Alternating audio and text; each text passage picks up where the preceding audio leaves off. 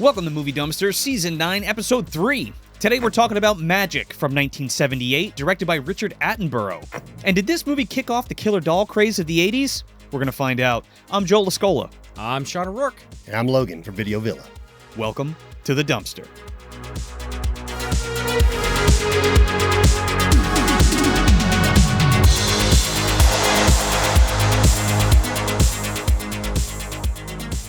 Hocus pocus, I sit on his knee, presto changeo, and now there are three.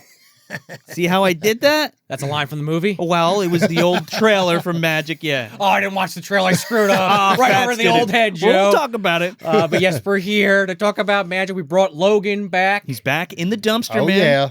For those cold weather movies that we keep on talking about.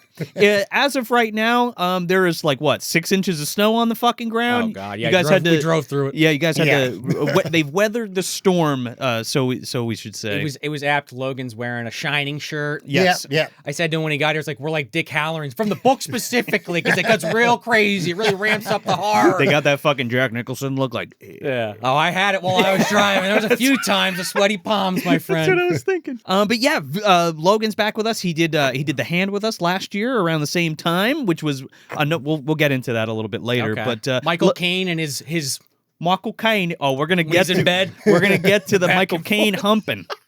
Oh, we will. Oh, I forgot about that. Yes, we will. Yes, we will. But yeah, Logan, let us tell everybody who you are, where you're from, what you're doing, for everybody who doesn't know. Yeah, my name is Logan. I'm the one half of Video Villa. The other half is my partner, Becca. And we are a movie review podcast. We pretty much review any kind of movie of our childhood that has any kind of nostalgic feel. Anything that we have a strong bond with or whatever, or just movies that are good. For sure, man. And we've done a lot of episodes together. Oh, yeah. We've done Children of the Corn. Sean came on for Children of the Corn. Me and you did Near Dark and Django. Yeah, that was fun. Oh, yeah. Great. Yeah. Unchained, right? Django Unchained. Just to yes. clarify. I always needed to put that in there. Django Unchained. Yes. Not the Franco Nero Not the classic. Franco- Well, that's what Tarantino was going for. Just up the algorithm. He didn't even know about the algorithm yet. He's like, more people will search it. Put more feet in there.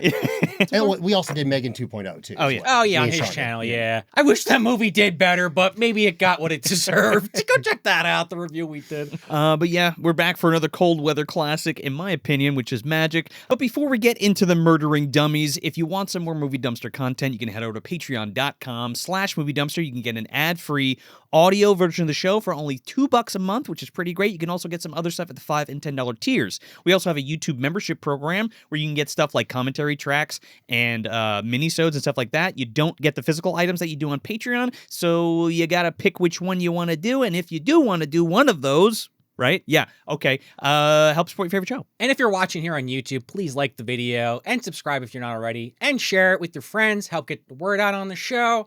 And if you're listening on your favorite podcast app, leave us that 5 stars and a review if you got the time. We always say even a sentence helps. A couple of words, what you like, what you don't like. Just let us know you're whistling, you're watching or listening, so we can kind of take this show and grow this dumpster community that we're always talking about. And we can't do it without you guys. Yeah, man, those reviews help more than anything. Leaving those reviews on the podcast or on YouTube, if you like it, and sharing, hitting that fucking hype button. And look, I'm looking at you. We know that there's 25% of you that watch this damn show and are not subscribed to the channel. So, hey, do us a favor. It don't cost nothing. Hit subscribe, would you? It really helps. But if you do want to spend a little money, you can go to moviedumpsterpodcast.com. We got hats, shirts, stickers, all kinds of good stuff. And yeah, like always, help support your favorite show. So yes, Magic from 1978, starring the great Anthony Hopkins, or Tony, as everybody affectionately calls him on set. I found that and I was like, oh, that's his nickname. Okay, in 78, he was still going by that. All right. Tony Hopkins. All right. It took me a minute. I'm like looking at the Wikipedia, like, who the fuck is Tony? I'm like, oh, you idiot. Again, over the head again.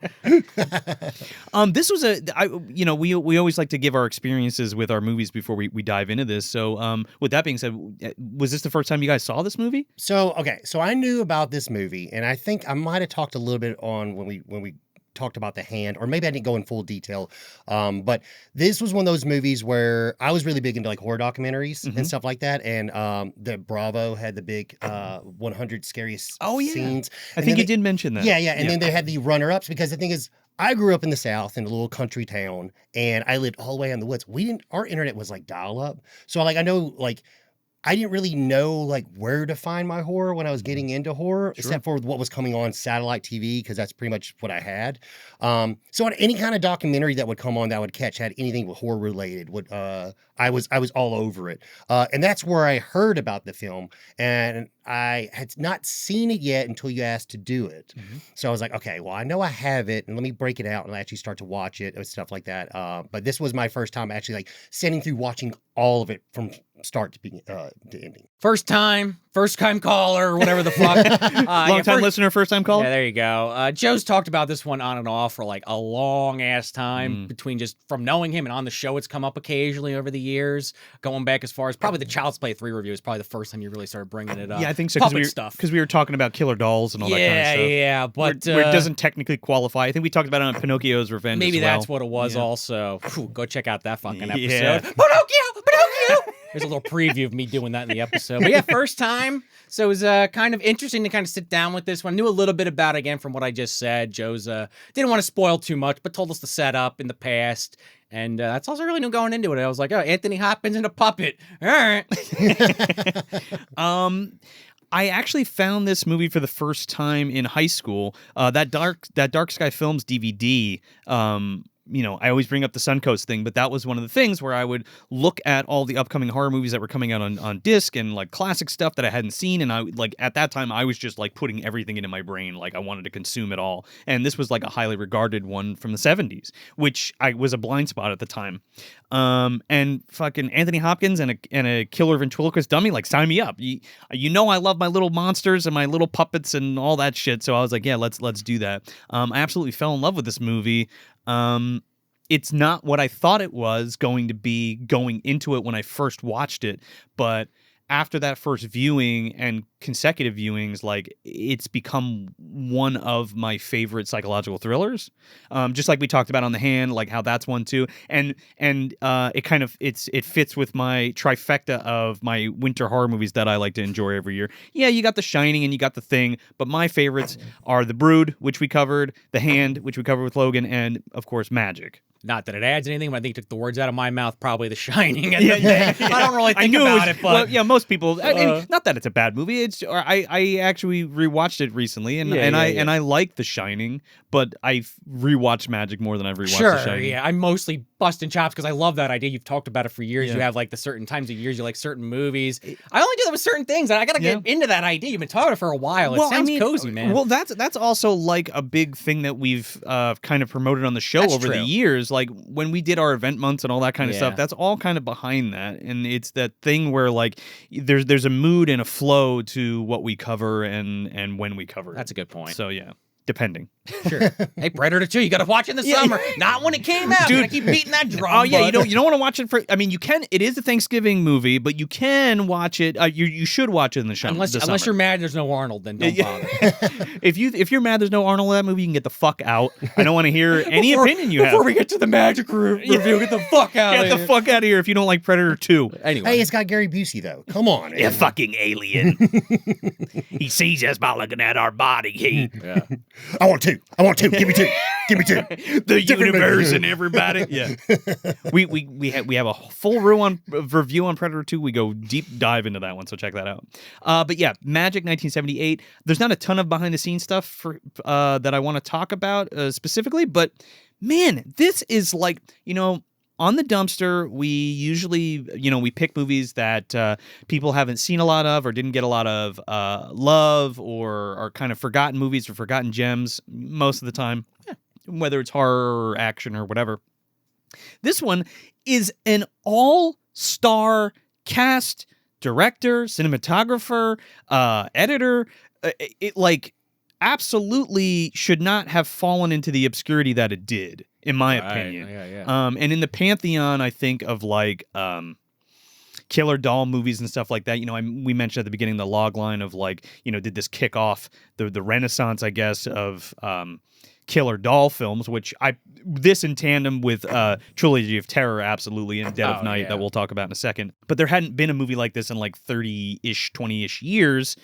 similar to what we talked about on Primate, where you had Link and Shockma and all that kind of like stuff, and then now like 20, 30 years removed, we have Primate, Killer Ape movie, Cybo Man's son. Yeah, so it's similar in that way. But yeah, it's an all-star fucking movie that I don't think really gets the love that it should. And again, I might be biased because like I really love this movie. And I mean, you didn't even mention two of the other big names in this, Yeah. Anne Margaret and Anne Burgess Margaret. Meredith. so that's what I mean. Burgess Meredith, Anne Margaret. yeah. You know. Plus a few others I wasn't familiar with, but when you look them up, they have a lot of credits. I mean, it's star-studded. Yeah. You know. I mean, the director, Richard Attenborough. Well, yeah. Let's. I spared no expense. John Hammond Hammond himself. John Hammond himself. Also a prolific director over the years. If you don't know who Richard Attenborough is, you do, because if you've seen Jurassic Park, you know who he is. Yeah. And also, if you've seen Miracle on 34th Street, he's fucking Santa Claus. The remake, yeah. Well, those are like the two big ones, I think, especially people in our age range know. Yeah, I would say so, yeah. But I mean, he did like... but he did a ton of shit. Gandhi right after this. This was kind of... He got his foot in the door with magic so he could do Gandhi, I was reading. There's actually kind of a fucked up story behind that. I don't know if you guys are going to go into that. Yeah, I want to talk about that, but right before Magic, he does A Bridge Too Far. Yes. But yeah, to your point, Gandhi, I don't know if you want to take the floor. Specifically, without like saying anything negative or positive about this film, we're not there yet, but he's supposedly, even though he's proud of this movie, he only originally had done it because it was like how he was going to get the funding or the backing to do Gandhi. I forget the name of the person in charge. It was the producer, and he was. And story goes, that he basically held him ransom, like you're going to do this fucking movie, or else I'm not going to give you the money to do Gandhi. And then was like, all right, sure, did it. Had a good enough time. Was pretty happy with it. Minor issues we'll get into, but then he was like, all right, I'm here to make Gandhi. They're like, yeah, you got to pay us like $2 million to get the rights back. Oh yeah, he was I did like, see what that. the fuck? Fucked him hard. I've never been backstabbed like this in my life. Fucked him hard, but I think that was because of the marketing of this movie. They didn't make the money back that they needed, which was also bullshit. Yeah, that's not Richard. That's not Richard's fault. I mean, Gandhi. Yeah. I mean, I haven't seen that movie in a long time, but at the time, it was. I think it won a ton of Academy Awards. Well respected. He also did Chaplin too. Chaplin with Robert Downey Jr. Yeah, I saw. Then also I think it was the producer was quoting. It was like if he really wanted to get Gandhi up and running, he could have done it. He was basically saying like he's like if you really were going to get this, like you should have been able to get this up going. Like you shouldn't have had to rely on me. And I was like, that's most the dickest. Like that's what you're there for, is to get movies made. But the fucking thing with the slimeball producers is they want to fucking guarantee that they're going to get the money back, and they didn't make the money they wanted back with Magic, so they were like, okay, you got to fork it over if you want me to fucking put it up for your next film. I can't imagine bullshit. I can't imagine they spent a ton on this movie though. It's basically in like 2 or 3 locations. There's like 4 or 5 actors. There was a lot of press though for this movie. Anthony, like there is if you want to look up interviews with him, there's tons of like 30, 40-minute long interviews with him talking about his prep for Magic and stuff like that. So like this was in the time in 1978, people knew this movie was being made. 100%, but interviews is not the same as like movie trailers or stuff or print stuff at the time, you know what I mean? And again, it's 78, you know, it's a different time for everything, whether that be movies or culture or how we consume our media and all that kind of stuff. Not to go just instantly there, but like New York City, it's not the same it was in 78. No. It was a sex hub. A lot of porn shops, porn theaters. 42nd Street, dude. 42nd Street forever, It's only been different for like maybe 30 years now. Yeah, but yeah, it's interesting that this is in Richard Attenborough's repertoire, but I'm glad it was. I'm glad that he kind of did it because it's really good. I think it's one of his best. I did read Spielberg was trying to pine to get the directorial role. Man. He didn't get it, and then he said when he watched it, he was like, you know what? Richard did such a good job. I'm glad. I don't think Spielberg would have been the right dude for this. He also wanted fucking Robert De Niro to play Anthony Hopkins. I think he could have done an amazing job. It would not be the same fucking movie with Robert De Niro. But I'm thinking De Niro at that time period. Was it Godfather 2 and Taxi Driver like De Niro? Yeah. Similar vibe. He's like tough guy fucking. Yeah. If you watch Taxi Driver, he could pull up the insanity aspect. But Hopkins is the one for this role. Sure, but like I think the dual personalities. Yeah. In terms of like him being like a sheepish kind of guy versus and then the puppet, and then him like having these outbursts. I don't know. Versus like a Travis Bickle thing, which is different. Sure. You know what I mean? And not to always go back to the same example every time I bring this kind of shit up, but like Ghostbusters, I always think about what would that Eddie Murphy one would have been? The Jim Belushi version. It wouldn't have been what we got. No, I know. Ghostbusters is still one of my favorite movies, but I always think about that. Yeah. Same with this. That's all. Just to that point, since we're on it, before Anthony Hopkins came in, it was supposed to be Jack Nicholson.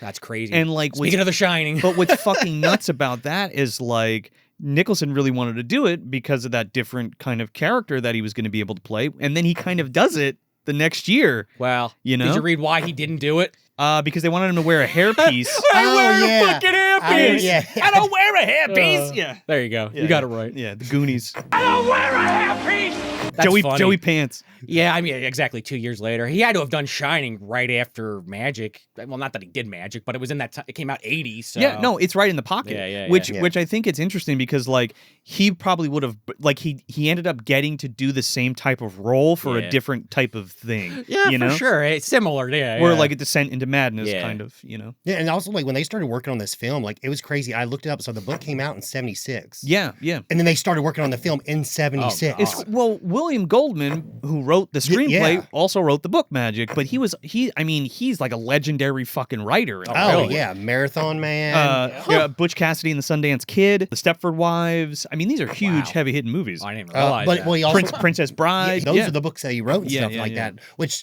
I've seen Marathon Man. I'm not sure if he wrote the screenplay too for Marathon Man. I think he did. Yeah. But now it makes me interested. Like now, like I want to go back and check out the book. Right. Exactly. 100%. Yeah. Like, and that's one thing is like I waited a little bit too late to start doing my research on there. Like if I would have like. Wish I would have gave myself a little bit more time because I would have actually looked to try to like read the book because it's not that long. It's like 234 pages. So it's all like, good. I could have got that. It's all good. So we got CB to cover it. Oh, eventually, yeah. See, we got to do this one because the book is told from the point of view of the ventriloquist dummy. It's like a diary of fats. It's like Teddy. We still got to do that at the pit. We had him read it like 2 fucking years ago. When he comes up, we're gonna do Teddy as well. The inanimate object episode, string of episodes. It's gonna be but this is gonna be an interesting one to jump into for the book. And he was also alcoholic in the book, which they don't really talk about in the movie either. Yeah. Well, he doesn't really drink, but he kind of does. He doesn't We'll talk about it. Yeah, I'm not a drinker, but give me some of that brandy. Yeah. Makes me warm.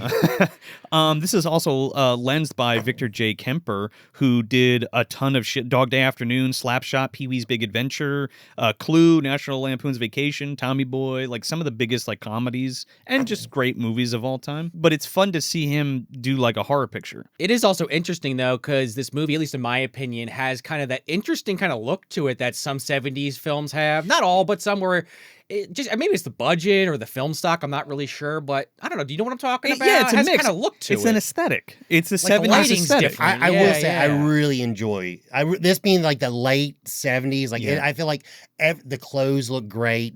Even to like the taxi driver's mustache and his hair. It's like this movie is 100% a vibe, and it's like perfect. Oh yeah, and it's right in the pocket there. Yeah. With the Brood and the Hand. It's like 70 between 74 and 79. That's a great point. And just fun enough, we're going to be on Logan's show to do The Keep. Yeah. But I watch them back to back, so maybe that's also part of it. That movie is so visually striking. Oh, yeah. Maybe it's just jumping out to me more because that movie is just built on shot after shot of crazy shot. That's most of that movie is, hey, look at this thing. Isn't it look cool? Hey, here's this thing. Isn't it look cool? Well, we'll talk about it. I'm just saying, so it jumped out at me Well, more. that's a case of like style over substance. It is a little, to but be fair. with Magic, everything is very intentionally. Yes. It's very intentionally placed. I'm not trying to say I'm not knocking it all. It's just when you see certain. I think if you've watched movies, you know what I'm talking about. I mean, it's not this big extravagant thing. Nah, it's just the way it's lit. But it's dramatic and creepy and cozy is a good word I'd use. It's like almost like not in a bad word, but it's like I would say claustrophobic, but not in a bad way. Each scene when they set up like Anthony Hopkins and he's talking, like it's really like they really put him like either like the perfect spot in the camera and like I don't know, it just like boxes you in, but in a good way. Like you feel like you're in the room with him. There's a lot of great shots where they make use of like a wide angle lens, but like have him close to it. Yes. To kind of give that sense of like insanity, especially when he lashes out. Yeah, they'll have like the puppet in the shot, but you don't know where Anthony Hopkins is. It's like, is he behind the puppet? Is he even in the building? Like, where is he? Or the shadow stuff that they do where he's got that split that you're kind of wondering about through the movie. Yeah. And the last thing is just Jerry Goldsmith's score in this. Oh, beautiful. Which I absolutely love. I mean, we've talked about him multiple times on different things, specifically Legend. We brought him up on. But I mean, it's just so good. It's like this mix of like this harmonica. Oh yeah. Sounds. Well, that's like Fance's theme. Every time the Fance starts to act up, it's like that weird like But the strings in this too give it like this ethereal kind of magic, Yeah, if no, you it will. does. It also does.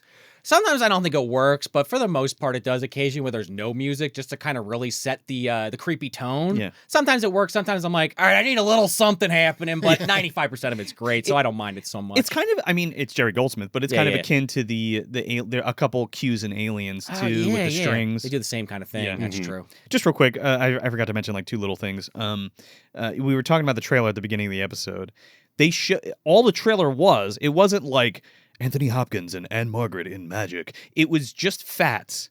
And it was just the puppet. Doing that spiel you were joking And he was about. doing hocus pocus, I sit on his knee. Presto, changeo, and now here's me. And it's just him doing the poem.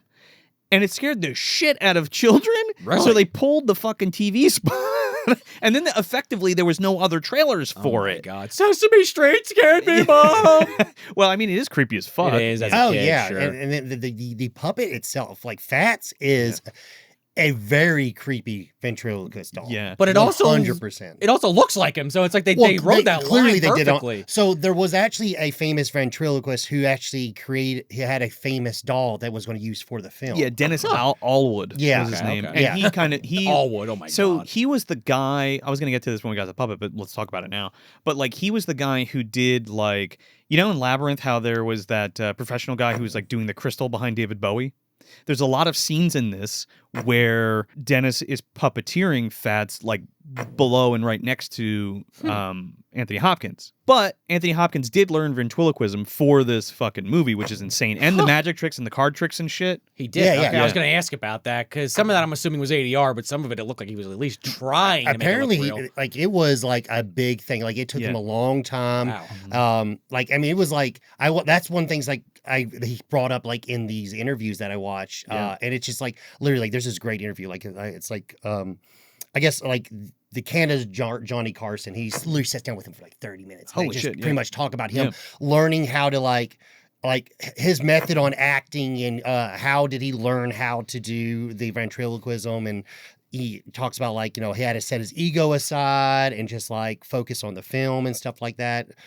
It's really, really fun to look into. I mean, it's just fucking incredible, and it's just a testament to how great of an actor he is. He really is. Yeah. Really, really. Like that's One of the best of all time. I mean, like it's and he's still doing it. Yeah, I he's mean, still going. Yeah, I mean, like that even just that movie he did like a couple of years back, the racing movie where he's the car. Oh, the world's fastest Indian.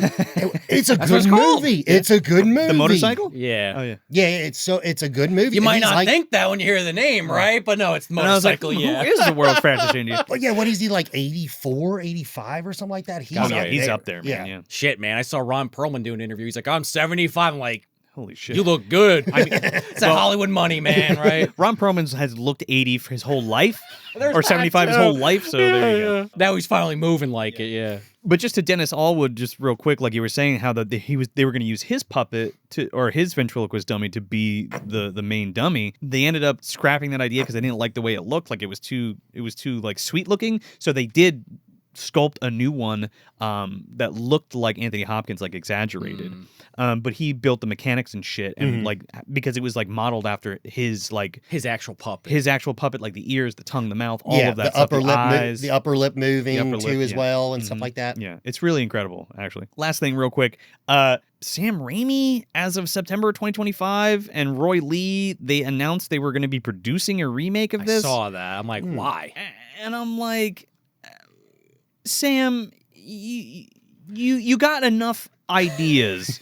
You know what I mean? He's got that great movie coming out. Yeah. What is it? Send Help? That Something like looks that, really yeah. good. Oh yeah, it looks really good. Like he's got enough ideas that I don't think we need to go back to the well, especially for magic. Like it's such a time capsule of a fucking movie. I was going to say, you know? like 15, 20 years ago. I mean, I guess he was doing Drag Me to Hell around then because that was after Spider-Man. Yeah, which was great. Still holds up. Yeah, I was going to say, though, like, I feel like puppets, like, I specifically bring that up because Jeff Dunham, I hate Jeff Dunham, but he was very popular in that time period. Yeah. Yeah. So I feel like there would have been, people would be like, oh shit, killer puppet, Well, ventriloquist puppet. Now it's like, is it even in the zeitgeist anymore? That's why we got Dead Silence too, which was I don't kind like of that movie. It's fine, but like whether you like it or not, the same my point, vein. Right, my point right, is right. like, does even anybody know, like Right. kids or like younger folks even know what the fuck a ventriloquist dummy Yeah, is we're both anymore? saying the same Maybe thing. Slappy from Goosebumps. I Even would. that. I Well, guess. not even now, too, because like Now he's just a possessed doll that runs around. Yeah, I mean, the only thing close would be like anything when people think possessed dolls, they're just going to think Annabelle. That's the only thing. Annabelle or Chucky. Annabelle and that's it. Chucky. Yeah, that's it.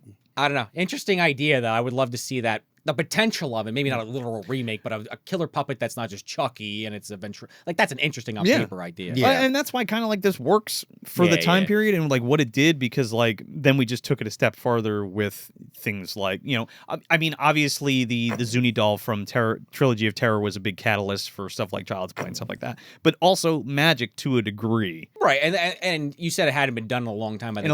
Right. When they had done it in '78, but like I could think of multiple examples, like multiple episodes of Twilight Zone, Outer Limits did it at least once or twice. 100%. Oh yeah. I mean, not Talkie to, like, Tina Talkie and Tinas. the other whatever. And like Charlie McCarthy was still big even when we were kids, and that was from the fucking 20s or 30s. But yeah, so it's not like this concept. It's like the first time ever done, but it's the way it's kind of written and acted. I think that separates it from other versions of this idea. You even have to kind of put it in context too for the time. Like this was already like these are. That's what I mean by this bringing was up something Twilight that was tired then. Yeah. You know what I mean? Like they were like magicians, fucking ventriloquists. Like, this is bullshit. You know? Yeah, Kind of yeah. like this isn't cool or fun. I mean, or the whatever. movie even kind of shows that in the opening. Yeah. Well, this also, you could take this movie and make it this movie could easily have been extremely campy. Yeah. And Big it time. is not. Yeah. One, in my personal opinion, it's not campy one bit. Or you can go to the complete opposite end of the spectrum and do something like the ventriloquist dummy from Tales from the Crypt. That's what I was going to say. With like Don Rickles and Bobcat Goldthwait, which I was going to bring up later, but since Sure, we're talking about with it. the Billy from fucking Gremlins shit. Yeah. Yeah. Here's Morty. Yeah. Well, and then those puppets, they always have that voice, that high pitched kind of squeal. Yeah. It's funny listening to Anthony Hopkins do the Fats voice. Oh, I love his it. real voice kind of pops out occasionally, but you could hear him under it all. A little bit of his accent, Yeah, too. yeah, Because he's yeah. trying to do like an American accent. And Which I already struggled with a little, Yeah. but Well, they said when there's a good thing about like becoming ventriloquist and like how learning to become a ventriloquist, and they say like 90% people who become ventriloquists, they do it before they hit puberty. So they get used to throwing their voice in that high pitched tone. So that's why they're always this high pitched tone, because that's the method to doing it. Gotcha. Yeah, And it sounds so drastically different from your regular voice. Exactly. And I think that has something to do with your tongue and your palate and how you throw the voice in the back of your throat and stuff like that. Yeah, 100%. Which is crazy. The fact that like once again, not to circle back around, but like, it is crazy to think that he is a full-grown adult man that learned to do this for the film, and he does it just incredible. for one role, yeah. Incredible. It sells it so much better. Oh my God. Oh my God. Especially, man, when we get to some of those scenes where he's just like sweating profusely and Oh, doing yeah. the voice, it's like, holy shit, this And is like unfucking hinged. I highly doubt if they made it today, someone's gonna be that fucking dedicated. They're gonna be like, just CGI the fucking puppet. in. Or like, do we, or are Seriously. we going to jump right into fucking Possessed Doll and not even do the whole point of the movie? You know what I mean? yeah, not even give it any lead up. Not give it any like tangible like or real like mental health issue deal. Yeah. You know Even what the I mean? boy, even the boy. Well, Yeah. boy two kind of did that. Fucking ruined the whole franchise. But boy one, I won't say what the twist is, but it might play with that idea a little more. Yeah. But yeah, so let's get into it.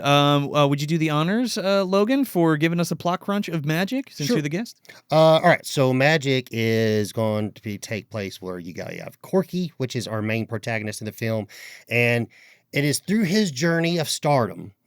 He started working on as a magic show, and then it molded into a ventriloquist style act, and he is an up and coming star. He is going everywhere but down. We get to this point where he's hit a crossroads as far as a contract agreement with him and his management and his TV special, and he just won't budge.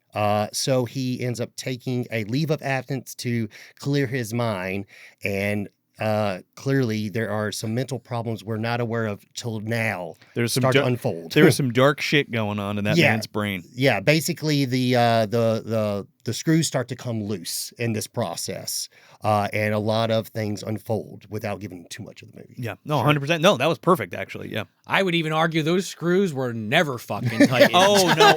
Well, but they're definitely getting pulled out, right? As we come to find out, it's one of those things where it's like, oh, the more eyes that come on him, the more unhinged he becomes because of that. And the fear creeps up. We'll talk about it. Oh, yeah, the fear for sure. So we open up with this panning shot around the apartment of Merlin Jr., who is this famous magician, which we get a lot of cool visual storytelling from like his posters and like all of these little magic trinkets and shit he has all over his house, and like pictures of him and his wife and doing like magic shows and stuff. Come to find out, Merlin is deathly ill on his deathbed or his death couch in this He never leaves that couch. No, he's on his couch. And Grandpa Joe from the Grandpa Joe's in the next apartment over with the buckets. dancing, yeah. No one's looking. I got a golden ticket. Meanwhile, fucking, he's performing his last magic trick in the other room. Merlin's like, keep it down in there. Corky. So we're introduced to Corky Withers, who's played by Anthony Hopkins. And he is kind of the protege of Merlin Jr., and he's taken a shine to magic and wanted to learn from the best, and apparently Merlin was one of the best ever. And this was his first night out by himself because Merlin had gotten sick. Now, I guess it's implied that Merlin was still doing stage shows even at his age, and like he would take Corky with him to perform with. Mm-hmm. But this was Corky's like first like night on the town by himself. So Merlin's all excited. He's like, "How'd it go, kid? Did you knock him dead?" And he's like, yeah, it went fine. I went up there and, I just did my thing. I did everything perfect. The more he explains this, the more the sweat. He's like that fucking Jordan Peele meme from Key and Peele with the dripping water. As he explains the story more and more. First, he's like, I did great. Like Joe was just saying. But then, like, Marlon's like catching like the cadence in his voice, the cracking in the voice. He's like, boy, come on, what really happened? And then do like the inner cut of him explaining it, but what really happened. He's like, there's not but 3 people in the world that you can do what you can do with those cards. He's like, yeah, I did everything right. I went up there. It was great. And then he's like, it's just so brilliantly cut together because it's him talking to Merlin, and it's just, you just hear their voices, and it cuts back to this bar scene where he goes, which is basically like a talent show that he's like doing at this club. I mean, Bobcat Goldthwait is on deck, right, with his dummy. Yeah. Oh, ladies and germs, and then fucking head falls off and everything. Yeah. He also like gets out there and goes. He's like, but did you show him your personality? Did you charm him? Did you give him the charm? He's like, I can't do that. I can't do that, Merlin. So his charm is. You gotta find the car. You gotta find that charm, kiddo. Yeah. But I love it because it's this cutting back and forth of this bar or the talent show, and Corky's up on there and he's doing all these tricks and nobody gives a fuck. There's like dudes shooting pool, there's some chick, there's like a couple necking, there's this fucking lady that's laughing at the top of her lungs while he's performing. Zoom in on the mouth laughing. Oh my god, it's at him. And the way that they do it is so good because you can like hyper focus on all of this shit that's like fucking him up, and he's like sweating profusely. That's what I'm saying. Yeah. And he's like yeah, and then I took a couple bows, I did the rising aces and everything was good, took a couple bows, everybody clapped and I left. And he's like, don't fucking bullshit me, Corky. Yeah, well, right. Then they show literally the one woman that took the card, was the only one engaged. Like you said, everybody else is doing their own thing. Yeah. Almost like annoyed. And then he's like, I let them have it, of course, obviously. I screamed at them. I said, do you have any idea how hard that was? It was 10 years of my fucking life. And he's like screaming like in these shots that are all like quiet, and he's telling them the story. It's just so fucking And people are like, whoa, who pissed in his breakfast? So he bombed fucking hard. Yeah, as he explains it too, it also cuts out and they cut the audio back. And when it goes back and forth, you see him yelling, but it's just him overtelling the story. Yeah. I like that part where it's like you're just seeing him react versus not actually hearing what he's what he's saying. And the shot of like the breaking of the billiard balls and the guy going, oh, and the woman laughing and people just not paying attention. Good editing and sound design. It is like you feel everything and you're like, oh man, I've been in that situation before. Well, and then they kind of throw you a right hook. At least for me, again, first viewing, I don't know how Logan felt. We get a little bit of a time jump. Yeah, there's a lot of time jump. I mean, it's easy to understand, but it's I was like, I'm assuming at this point, I'm assuming the book probably maybe goes into more detail. Since he wrote his screenplay for his own book, he knows how to get to the meat. That's what's important. It's almost like Richard Attenborough's making a film where he doesn't assume that people watching are fucking morons. I agree. I'm just saying it did.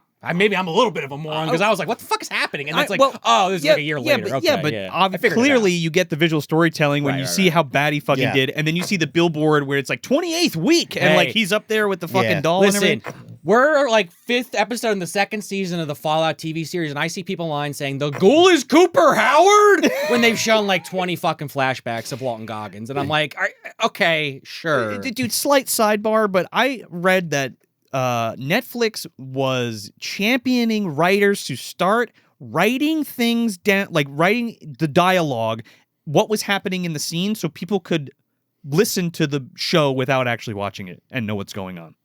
How fucking insane is that? The future is here, gentlemen. I don't want it. I don't want it. You can fucking keep it. I don't want it. I mean, it totally defeats the entire purpose of escaping into the medium. It's crazy. But speaking of escaping, we do this flash forward, and now we see the Rolls Royce pull up and a ton of people outside. Well, the fucking head of NBC is there. Yep. And he's going to meet Ben Green, who's played by Burgess Meredith. Famously, Mickey from Rocky, you know, Penguin from the Penguin Batman, from Batman, yeah. Many other things. I love him in Grumpier Old Men. Grumpy Old Man. Twilight Zone. Yeah, Twilight Zone. And Margaret's in here. She was in Grumpy Old Man. Yeah. Oh, was she? She's the hot, sexy neighbor that moves in. Yep, She's the hot, sexy neighbor kind of in this, too. Yeah. She'll be coming up later. Yeah. Oh, yeah. So the guy from NBC comes and he's meeting Ben, and Ben's like, "Hey, how you doing?" He's like, "Look, I got this new talent I want you to see or whatever." And he's like, "He's a fucking magician? You brought me down here for a fucking magician?" He's like, "Don't tell me what bombs, you little fart. I made your father." Well, he's up there with doing the card trick, and that's what triggers him. And then he's like, "Just wait a second," and they do the same thing as the intro, where he fucks up the card trick. He starts getting heckled. Well, he's getting heckled, and he's like, some goddamn drunk, all these goddamn drunks. And then the guy's big always, he's like, "Listen, I told you, magicians don't sell. You can't put magicians on TV. And he goes, "You can't misdirect the goddamn camera. That's why you can't put them on there." Yeah. And then fucking Burgess Meredith's like, "Just keep watching. Just keep watching." So Anthony Hopkins is up there, and he's like, he's like, "You think you can do better? You can come give it a try." And he's like, "Come get me, schmucko, and we'll do it." So he comes out there, and then we're introduced to Fats, and now he's doing this whole ventriloquist act where it's like a comedy show and a magic show, and that was like a perfect pairing, right? Well, that's how he finds his confidence. He has something to bounce off of than just him going up there stage fright. That's his charm, right? He found his charm, He's able to be himself and talk as himself through the dummy, but also make himself comfortable enough to perform. Yes. Right? Yeah. Which is funny, too. Like, I was looking up some back history on, like, ventriloquism and stuff like that. So, apparently, there is this thing, and they stated that every ventriloquist who's a true ventriloquist will do this at some point, and they all can relate to it. And it's like called a brief schizophrenia, where they will make the puppet say something that they didn't imply the puppet to say. It'll just come out. It'll just unconsciously. Come out.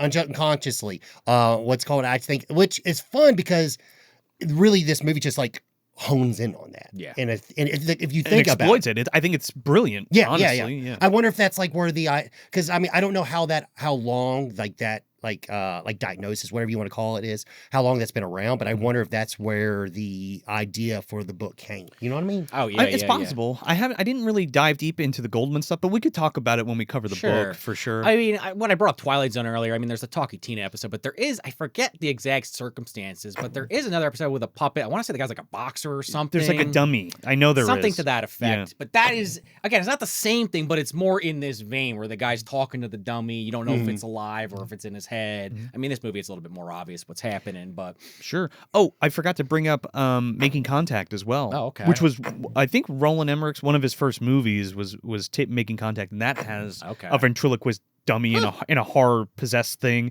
and that's only a few years after this, like a couple years. Okay, that's even before Child's Play. You've brought that one up before now. And I'm picturing it. Well, we did the poll on Patreon, for what killer doll movie we should do that again. Yeah, and you guys think this source of media has been going on for a very long time. It's like one of the earliest, it's one of the earliest things of not like anything outside of entertainment other than like plays and magic shows. Like, people have been doing this for like the early 1900s. It's like vaudeville, basically. Yeah. It's crazy. Yeah, man. But like, again, the way that this is all shot and the writing is just so good, and the comedy bits between them and the magic that they're doing, and like the crowd is going fucking nuts. And he's like, wow, this guy's really good. He's like, I told you, you stupid fuck.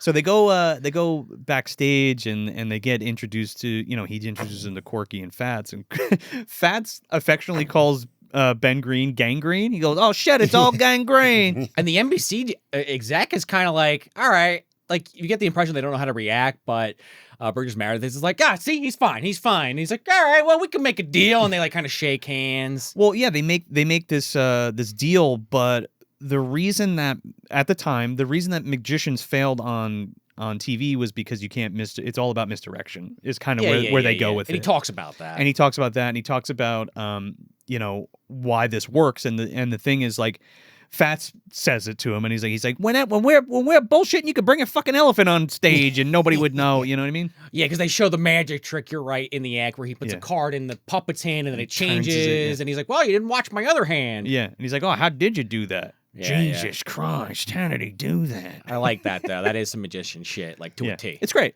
And it's funny because the deal that they're working on too is like we're at the point where like it's like still like before we get another time jump, but it's like it's a Carson to be go on Carson. That was the thing. That's how you got big. Yeah.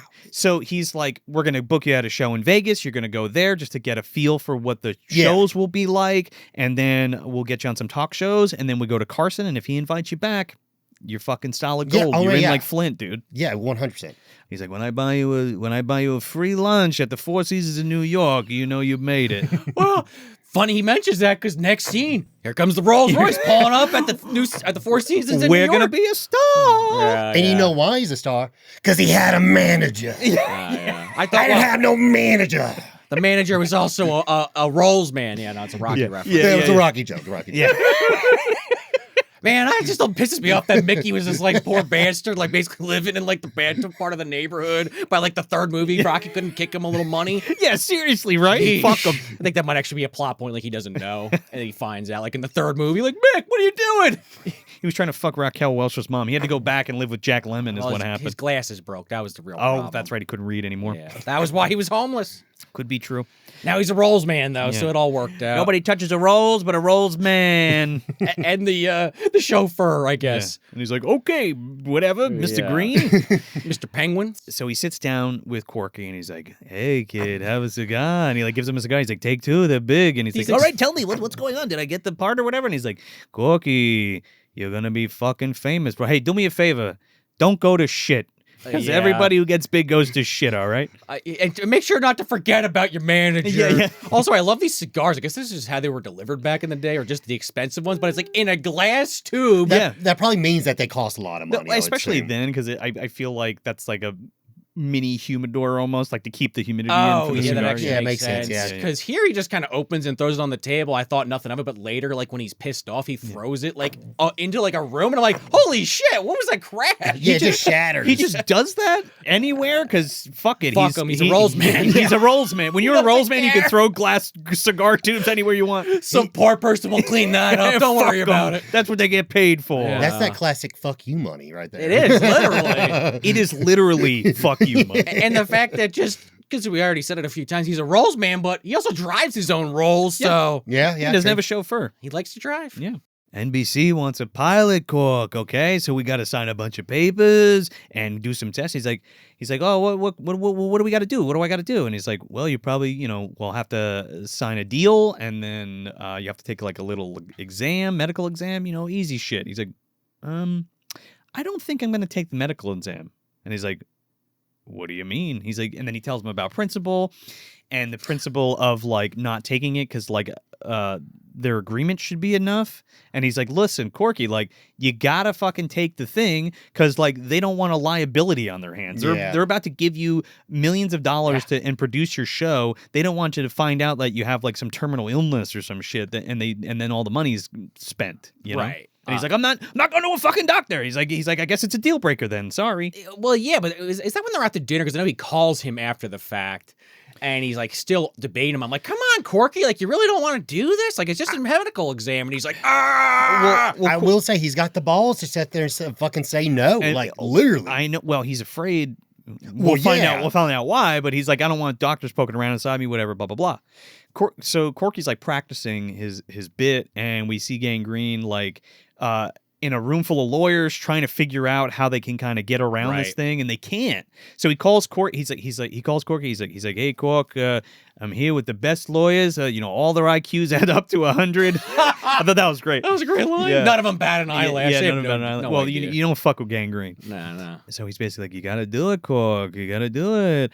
And he's like, come on, take it a fucking test. He's like, fucking, make them change their minds or whatever. And he like hangs. And this is like the first instance we get of him like lashing out and being like, oh well, and being like, whoa, dude. Yeah, he got a little heated at the dinner, but now he's like legitimately flipping out. Yeah. And like he's like, well, I'll come over there. And he's like, I won't be here. Yeah. And he grabs like his luggage and just like starts charging out of the door. Him yelling too. It's like very weird cadence. So he's like, I ain't do it. Like it's just this weird like it's not like I don't know. It's just like it's short and it's volatile and it's just like unhinged. Yeah, and yeah. Even Burgess Meredith sporadic. On the other end of the line, you kind of see it in his acting. He's kind of like, "Whoa, Corky, like calm down. Like it's just a medical exam." Yeah, I know what is wrong, kid. You're afraid of success. He's like, I'm not afraid.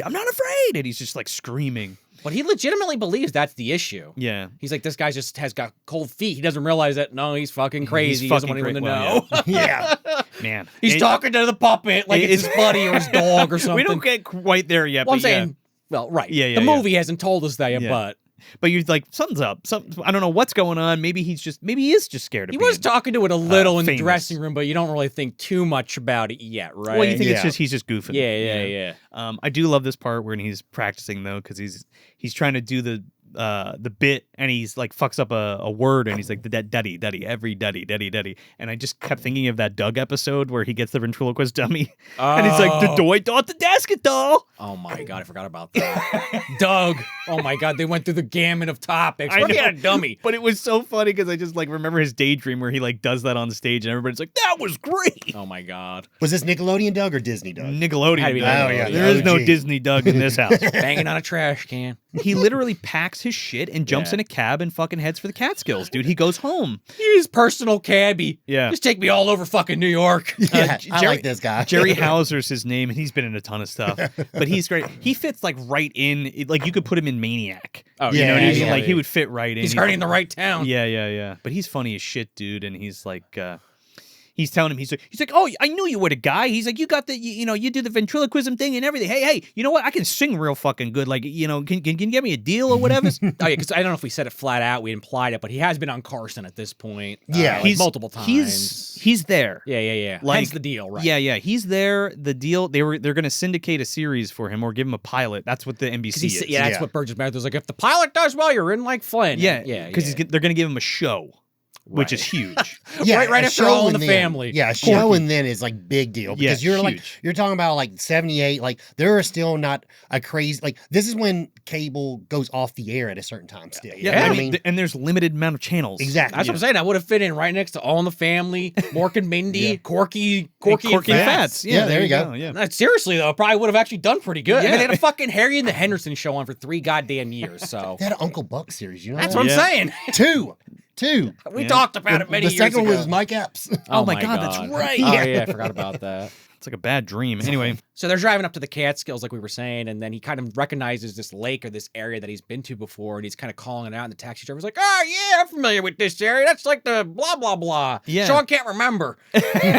well, you get a great little scene here. Again, more visual storytelling stuff because they're driving up there, and he has him like stop at his old house. Oh, yeah, and it's like all boarded up, but he like sees him As a and kid, and his dad and his Woodworking. mom, and he's like whittling. And I think it's his brother too. Like his he's got a brother. brother because Yeah. like that leads up to the next scene. Yeah, because we get an Right, inkling yeah. here of like what's happened in his past to kind of maybe push him to this point.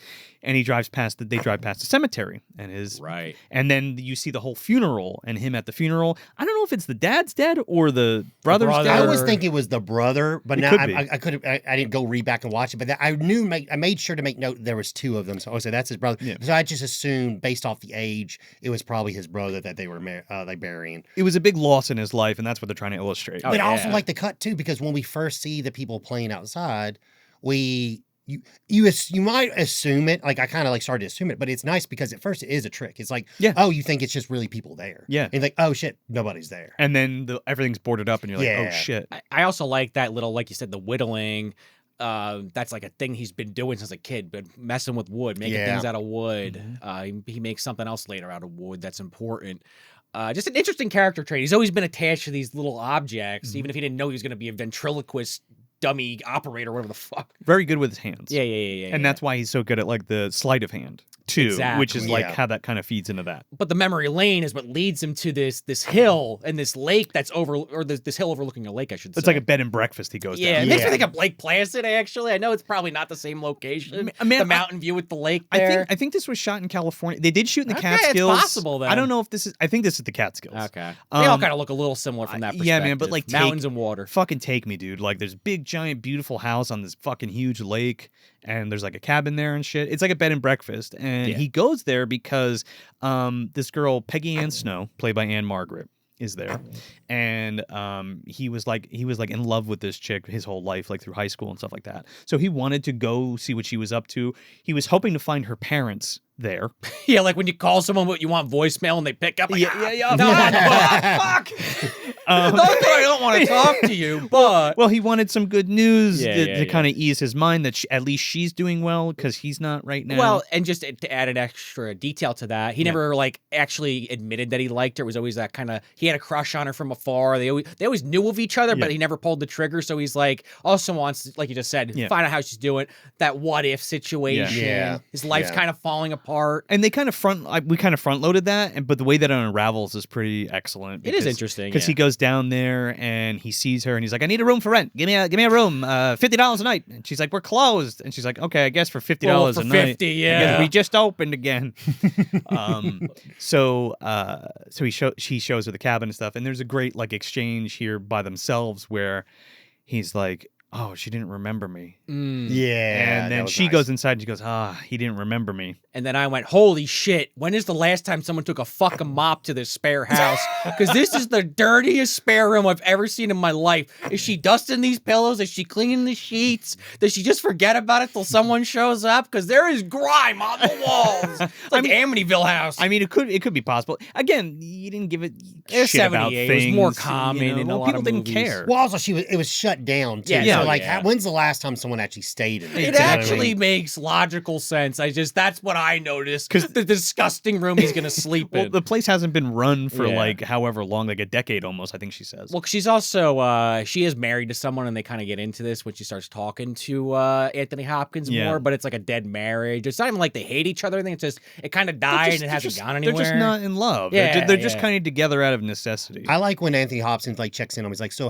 is it Duke, right? Yeah, Duke. A little later, but yeah. How's Duke doing? Does he still look like James Dean? And she fucking breaks down and cries. Well, because she has the photo of him when he's younger, and it does kind of look like James Dean. Well, before we get a little too ahead of ourselves, he gives the cab driver $100, an extra $100, and he's like, "Look, you never saw me, okay?" $100 in 1978, by the way, which is a lot, dude. No, that's a lot of money. What's the calculator math on that? For someone in the comments. conversion. So for example, it's like $200, right? I was watching. It's more than that. It's more than that. It's like 500. I was watching that 70s show, and there's a scene. There's because me and Becca watch a lot, but there's this part where Eric's trying to buy Donna a bracelet, and it's $60. I'm like, okay, 19, and they don't tell you exactly, but it's the end of the 70s on that 70s show. So I looked it up, and it was like $500 equivalent to $60 in probably like a grand then, yeah. Because that's the thing. He says it's a really big deal. That he's like, it's $60. $60. I'm like, well, how much was $60 in the 70s? A lot, I guess. Yeah. It's a lot of money. It was $497. Yeah, okay, there you go. Could you? My first guess was closer. I wonder how much Gangrene paid him to talk. That's what I mean, right? Yeah. Well, that's the thing is like, in the 70s, you could still buy a car for like $7,000. Yeah, and you could buy a house for really, like $50,000. Yeah, exactly. You know what I mean? Like, or you could buy like a little small, like, there's houses that were still like $13,000. It's funny. Let's talk about the Rolls real quick because later Duke's like, it's an $80,000 car, and I'm like, that's how much a fucking regular car costs nowadays. And the Rolls, I mean, they're definitely not as You're popular as you're they talking used like to be. $3 to $4, maybe $500,000 at least. Well, it's Yeah. like the most expensive car. That's the whole idea behind more than my fucking house. multiple people's houses. Yeah. The three of our houses put together. Yeah, right. Yeah, Yeah, yeah, yeah, 100%. And then you still got to pay taxes on it. So Corky ends up going up to the house, and he's like, there's no soap or towels. Let me in. And she's like, oh, okay, I'll get you some soap and towels. Then he brings Fats in, and shows her and kind of breaks the ice with her. And he uses Fats to kind of be like, oh, look, you thought she didn't remember you or whatever's. Right. And that's how they kind of make the connection there. And it's a really big thing too, because Yeah. that's how popular he is. Yeah. He's gotten so popular to the mass medium that went to high school. Where you're like, I know Corky. Yep. Like they know who he is, and that's how famous he is right now. He's all over the place, and just to really hit home your point about the television. There was only a finite amount of channels, and every fucking buddy watched Carson. Oh, yeah, at the everybody. time. Everybody. I mean, we're talking about like people sat down in front of the TV after like dinner, and well, at this point, you still had people watching dinner and eating TV. Like that depends on the household, but like and everyone watched TV together. Everyone was watching the exact same thing. Mm-hmm. I mean, it was like, it's funny because like my mom was like, I just went and visit my folks, and my mom was like talking about like how much different things were back then when she was growing up, because we were talking about grandmother's house and stuff. Yeah. And it's just crazy. Like it is like, I don't think It's like night and day on some level, even man. even our life, Yeah, we yeah, won't yeah. even understand it living in the 90s. You know what I mean? It was something like completely It was 50 years ago, just about. Well, Almost. We got the tail end of that in the 90s. Sure. Where with like TGIF and things like Oh, that. Yeah. We still got to grow up in a time where things premiered on television, like shows and stuff, and you had to be there that night to watch it. Now I'll mention it again. Stranger Things set the trend, and Netflix did, obviously, with the dump of all the episodes at once. Biggest fucking mistake that they ever could have made. At the time, it was a popular idea. Now it's like, oh god, you just ruined the entire industry. And people are getting away from it. Welcome to Dairy. They didn't do it. Welcome to Dairy. Fallout's been doing weekly this go around. Peacemaker did it. Everybody's been and doing it was successful. All those shows did a good job by, hey, novel idea, going weekly like TV shows. Because there's too much content to consume and people aren't going to fucking watch it. Or you sit there and you watch the whole thing and it's over in a day. Yeah, your views they spike, but then they bottom out because it's not enough to sustain it. Yeah. Right. And also, like, we used to get so pissed because, like, people would watch the entire season of something and then spoil the fuck out of it. And then I'm like, I don't even want to watch it anymore. Right. You know what I mean? Yeah, Anyway. and especially now if you miss something in theaters, Forget it. I mean, you're pretty much fucked. I mean, like, especially if it's a big movie and you don't get to watch it within like the first week or 2 weeks of it coming out, just stay off social media. Or block the word on Twitter. Like, I don't want to know. Or look at YouTube, there are people like literally chomping at the bit to get any piece of thing to keep their fucking channels running because they need content. And I'm like, there's so much other content. We're talking about this movie from 1978. Like, I know if your main focus is talking about like Marvel or the newest anime or the newest geek thing, like, or newest horror movie, that's one thing. But like, if you diversify, it's easier to manage. Yeah. Yeah, I remember like my only. And I'll get off the topic, but like my big thing with me was like I didn't see Force Awakens the day it came out, and I was watching on something on like. Facebook. No, they got me. They got me. The video was clever, and it was just my friend had posted something, and I'm watching the video, and then it just stops, and it says Kylo Ren kills Han Solo, and it's just in the middle of a video that wasn't related whatsoever. Like a shit post, you mean? The Dumbledore spoiler from years back, or remember Game of Thrones was popular still. Like the dragon got turned. Yeah, that was like before the episode even aired. It leaked, so it was like all over YouTube. Well, then Walking Dead was big about that too. What the fuck? I mean, we could have maybe thought it was going in that direction, but shit, man, give us a few days to watch it when it airs. Yeah. So he's in there with Fats, and again, it's hard to kind of describe on a podcast, but they're going back and forth with each other and with Anne, and they're kind of doing this whole bit where he's kind of flirting with her with the puppet almost, and they end up having dinner and all this stuff. But like he's on his way back to the cabin to get ready, and she's like, she helped me to her bosom. Maybe you'll get help to her bosom tonight because she asked you for dinner. You gonna get some action there, Cork? And it's like, the weird thing where he's walking away from the house and he's just talking to himself with the puppet. Yeah. You know what I mean? And then, like, I mean, it's important as the viewer to see that shit, and it's just like, oh, that's odd. But Very odd. but it's still in like a weird, playful way. You know what I mean? You could be thinking like maybe he's practicing. Yeah, or You know he's what I just, mean? Like, or he's just goofing. he With can't himself. turn it off. You know what I Yeah. mean? Wow, right. And I forget how far he's from her at that point. Not that most women might give a shit, but like, yeah, I want to touch her bosom. It's like, all right, well, is that you, Corky, or the puppet? Because I know you're doing both voices, right? I mean, clearly the person knows that it's Corky. In this doing case, it. she's kind of into it, Yeah. but it's just a funny thing I was thinking about. Like, at what point do you be like, all right, this is kind of cute too, and all right, you gotta stop like having the puppet interject and we just have a conversation. Well, that happens later. We do get that on screen, so I was happy to see that. That's but kind not of yet. That's kind of his hook. Yeah, is the puppet, and which we'll learn later too. Like that's how like it's just like being funny or something that gets you laid. You know what I mean? You see the broad with the big jugs? You mean the young lady in the feathers? Yeah, I see her. So on. When does she like a roll in the shavings with me? You're kind of doing it through the Right. puppet, and it's like, well, it's not me, it's the puppet. You know what I mean? Yeah. But it's really me, and you're gonna get fucked by me later. But Again, it's not Jeff Dunham telling all the racist jokes. It's his puppet. yeah, it's the puppet. It's the racist puppets. That's actually why I don't like Jeff Dunham. I'm not saying it even compares to this. Just had to Some get of that that- last Jeff Dunham joke in there. Some of that shit's funny. Yeah, I mean, it can be funny, but yeah. when you make 10 characters that are all literal stereotypes of different things, well, then you kind of lose me. I mean, satire. You know. It's supposed to be satire. Yeah. So he has dinner with her, and they kind of have like the heart-to-heart thing when he's like, no, I'm having dinner. You're gonna stay in the fucking case, and he's telling the puppet this, and you're like, okay, or the dummy rather, and he goes in to have dinner with her, and they're kind of hitting it off a little bit, and they're talking, and he's like, I had such a crush on you in high school and all this stuff. He's like, oh, why didn't you ever say anything? He's like, well, I was gonna give you I whittled you a present before I left, before I moved away, and he's like, but I lost it. And it shows the flashback, and it shows Anne Margaret like going out with Duke, and Anthony Hopkins like watching her behind a tree and just like throwing the fucking heart on the ground. So it's like little things like that. He's got away with words. He does this a few times. Well, we talked about it earlier. he has a warped sense of his own reality. He does. And that's the way that they do it is brilliant by doing little things like that, you know? He doesn't know how to like have like social interactions with people, and he's using the puppet Oh, yeah. as his like safety net, so he can go out there and talk and be this character. Like clearly when he got on stage, he was just dripped in sweat. He was just clearly that's not him. He couldn't do that. Yeah. He needed before the puppet, he needed his partner.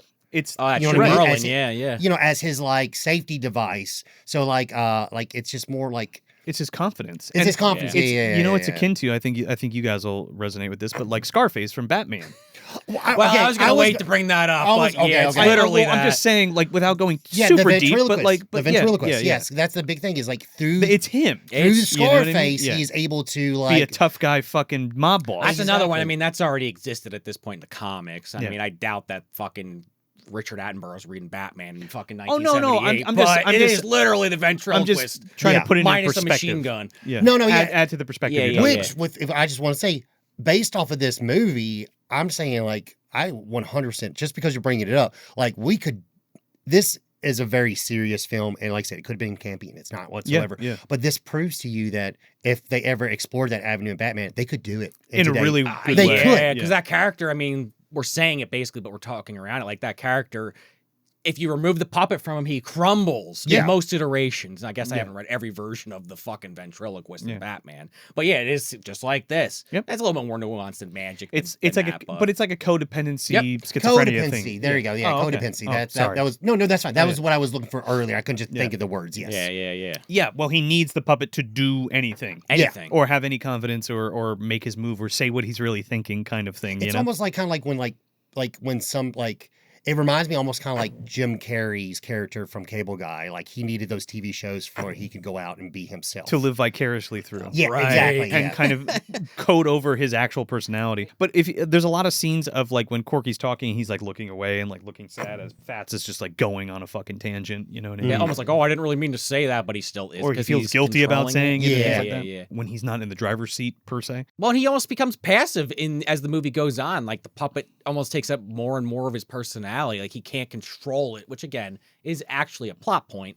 But it's just as you're watching the movie, it just gets worse and worse. You're getting more puppet is taken over the longer Yeah. he's isolated himself from society. And the one thing is like as we watch throughout the movie too, like there's a turning point. Well, I will probably talk more in detail when we get there. But there's that point where like he, through Anne Margaret, he can then attach himself to her, so he can be away from the puppet and not notice that he's away from the puppet. Exactly. That's true. And kind of focus his thoughts kind of on that. Yes. But right out of the gate, so when he gets back to the cabin, Fats is immediately talking to him. He's like, "Oh, so how was the orgy? Hey, did you score or whatever, bud?" Fats is asking him, like, "When are we moving on? Like, are we leaving or whatever?" And he's like, Right, because he wants to get back to the NBC show. he's like, and he wants to go back to Manhattan. He's like, I don't know, we're leaving in a few days, that's when you start to get it, because then now he goes into the bathroom and like closes the door, and you hear him like by himself because he wants to be alone. Question mark. And Fats is like yelling at him, like, "Hey, can you poke your head out? Hey, I'm trying to talk to you here." Yeah, but he's like, but this is where we get the Peggy Ann Snow thing. He's like, Peggy Ann Snow, please let me follow you wherever you go.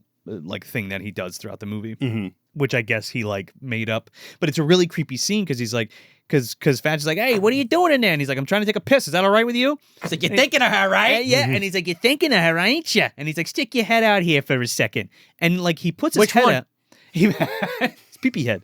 He puts his head out, and this is a great shot too because you see him and then the shadow of his head on the wall, which kind of looks like Fats almost. Yeah. And Fats is like, "You're thinking of her, ain't you?" And it's like he goes back in the bathroom, locks the door. Yeah, and it's like, whoa. It's like, okay, what's going on here? Well, again, he's it's all in his own head, and he's like, self sabotaging himself. Yeah. He doesn't even realize it. Yeah. So he ends up going on a walk with Anne. He ends up going on a walk with Peggy, and they're like talking about life and stuff, and talking about magic tricks. He's like, "Oh, it's not a trick." And he's like, "It's not real magic. It's just like this thing that I do. Like anybody could do it." And they start talking about Merlin and Merlin's connection with his wife. And now you understand that like Corky is madly in love with Peggy, and he kind of tells her this story to kind of lull her into a false insecurity. And he says, when Merlin was on his deathbed and his wife was in the hospital, they had like a bond of their mind, like they could read each other's minds. And he would do this card trick with her to like read her mind. And she's like, "Oh, let's do it. We got to do it. Show me." And he's like, "No, I don't want to, blah, blah, blah, blah, blah." He's a master manipulator and a master gaslighter. Oh, okay? he is, because he even says, "I don't know if it actually worked, but they did do this a bunch of times, and they claim it did." Yeah, and she's like, "Oh, I gotta try this." But it only works if somebody has a really strong If you're connection. soulmates. If you're soulmates. Yeah. Which she hears that, and it's like a light goes off in her head, because again, the Duke relationship she's had for 15 years, hitting the end of the road. Well, yeah. She's just there by herself most of the time while he's doing whatever he does. Well, sells real estate, I guess. Her high school sweetheart shows up. He's fucking famous. He's got, he's probably got a lot of money. He's Are also they handsome. sweethearts? Because I didn't get that impression at all. It's like They say it explicitly. Do they? Did I just miss that? Well, she said she always had a thing for him, but they never once See, I don't think that's- capitalized. Okay, Yeah. that's different. But She had a thing for him, and he had a huge crush on her. well, that's different than high school sweethearts. High school sweethearts are like they were dating in high school. That would be Duke. That's Duke different. Duke would be that character. Sure, That's I'm where I was sorry. just a little Yeah, confused. well, sorry, that's what I meant. Yeah, I got you now. Sorry. Yeah, it's all right. This is one of my favorite scenes of the whole movie. This one and when Gangrene shows up later, but like this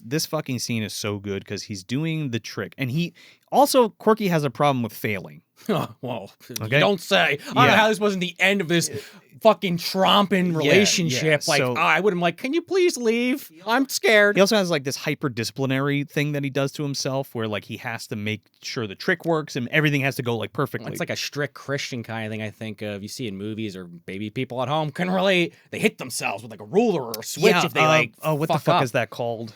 The albino monk does it in Angels and Demons. There's a specific term for it, but I forget. A lot of movies with monks and priests and shit that Not lean into the heavy. I forget the not name. chastise. It's like The idea is you're repenting. You're repenting is the Yeah, idea, or and the whatever only way it to is. do this is I was bad. I gotta hit myself. Yeah, you beat yourself, or like getting hit with like the kendo sticks in like Same idea. in like karate or kung fu or whatever. Discipline is Yeah, the yeah, idea. yeah. Whether it's effective or not, who knows? Yeah. But And that's in the this idea. case, mental Sure. anguish. Yeah. So he sits her down, and just the way this is all shot, and he fucking does this. He's like, all right, cut the cards, switch decks, pick a card, now put it in the middle, and cut the cards again.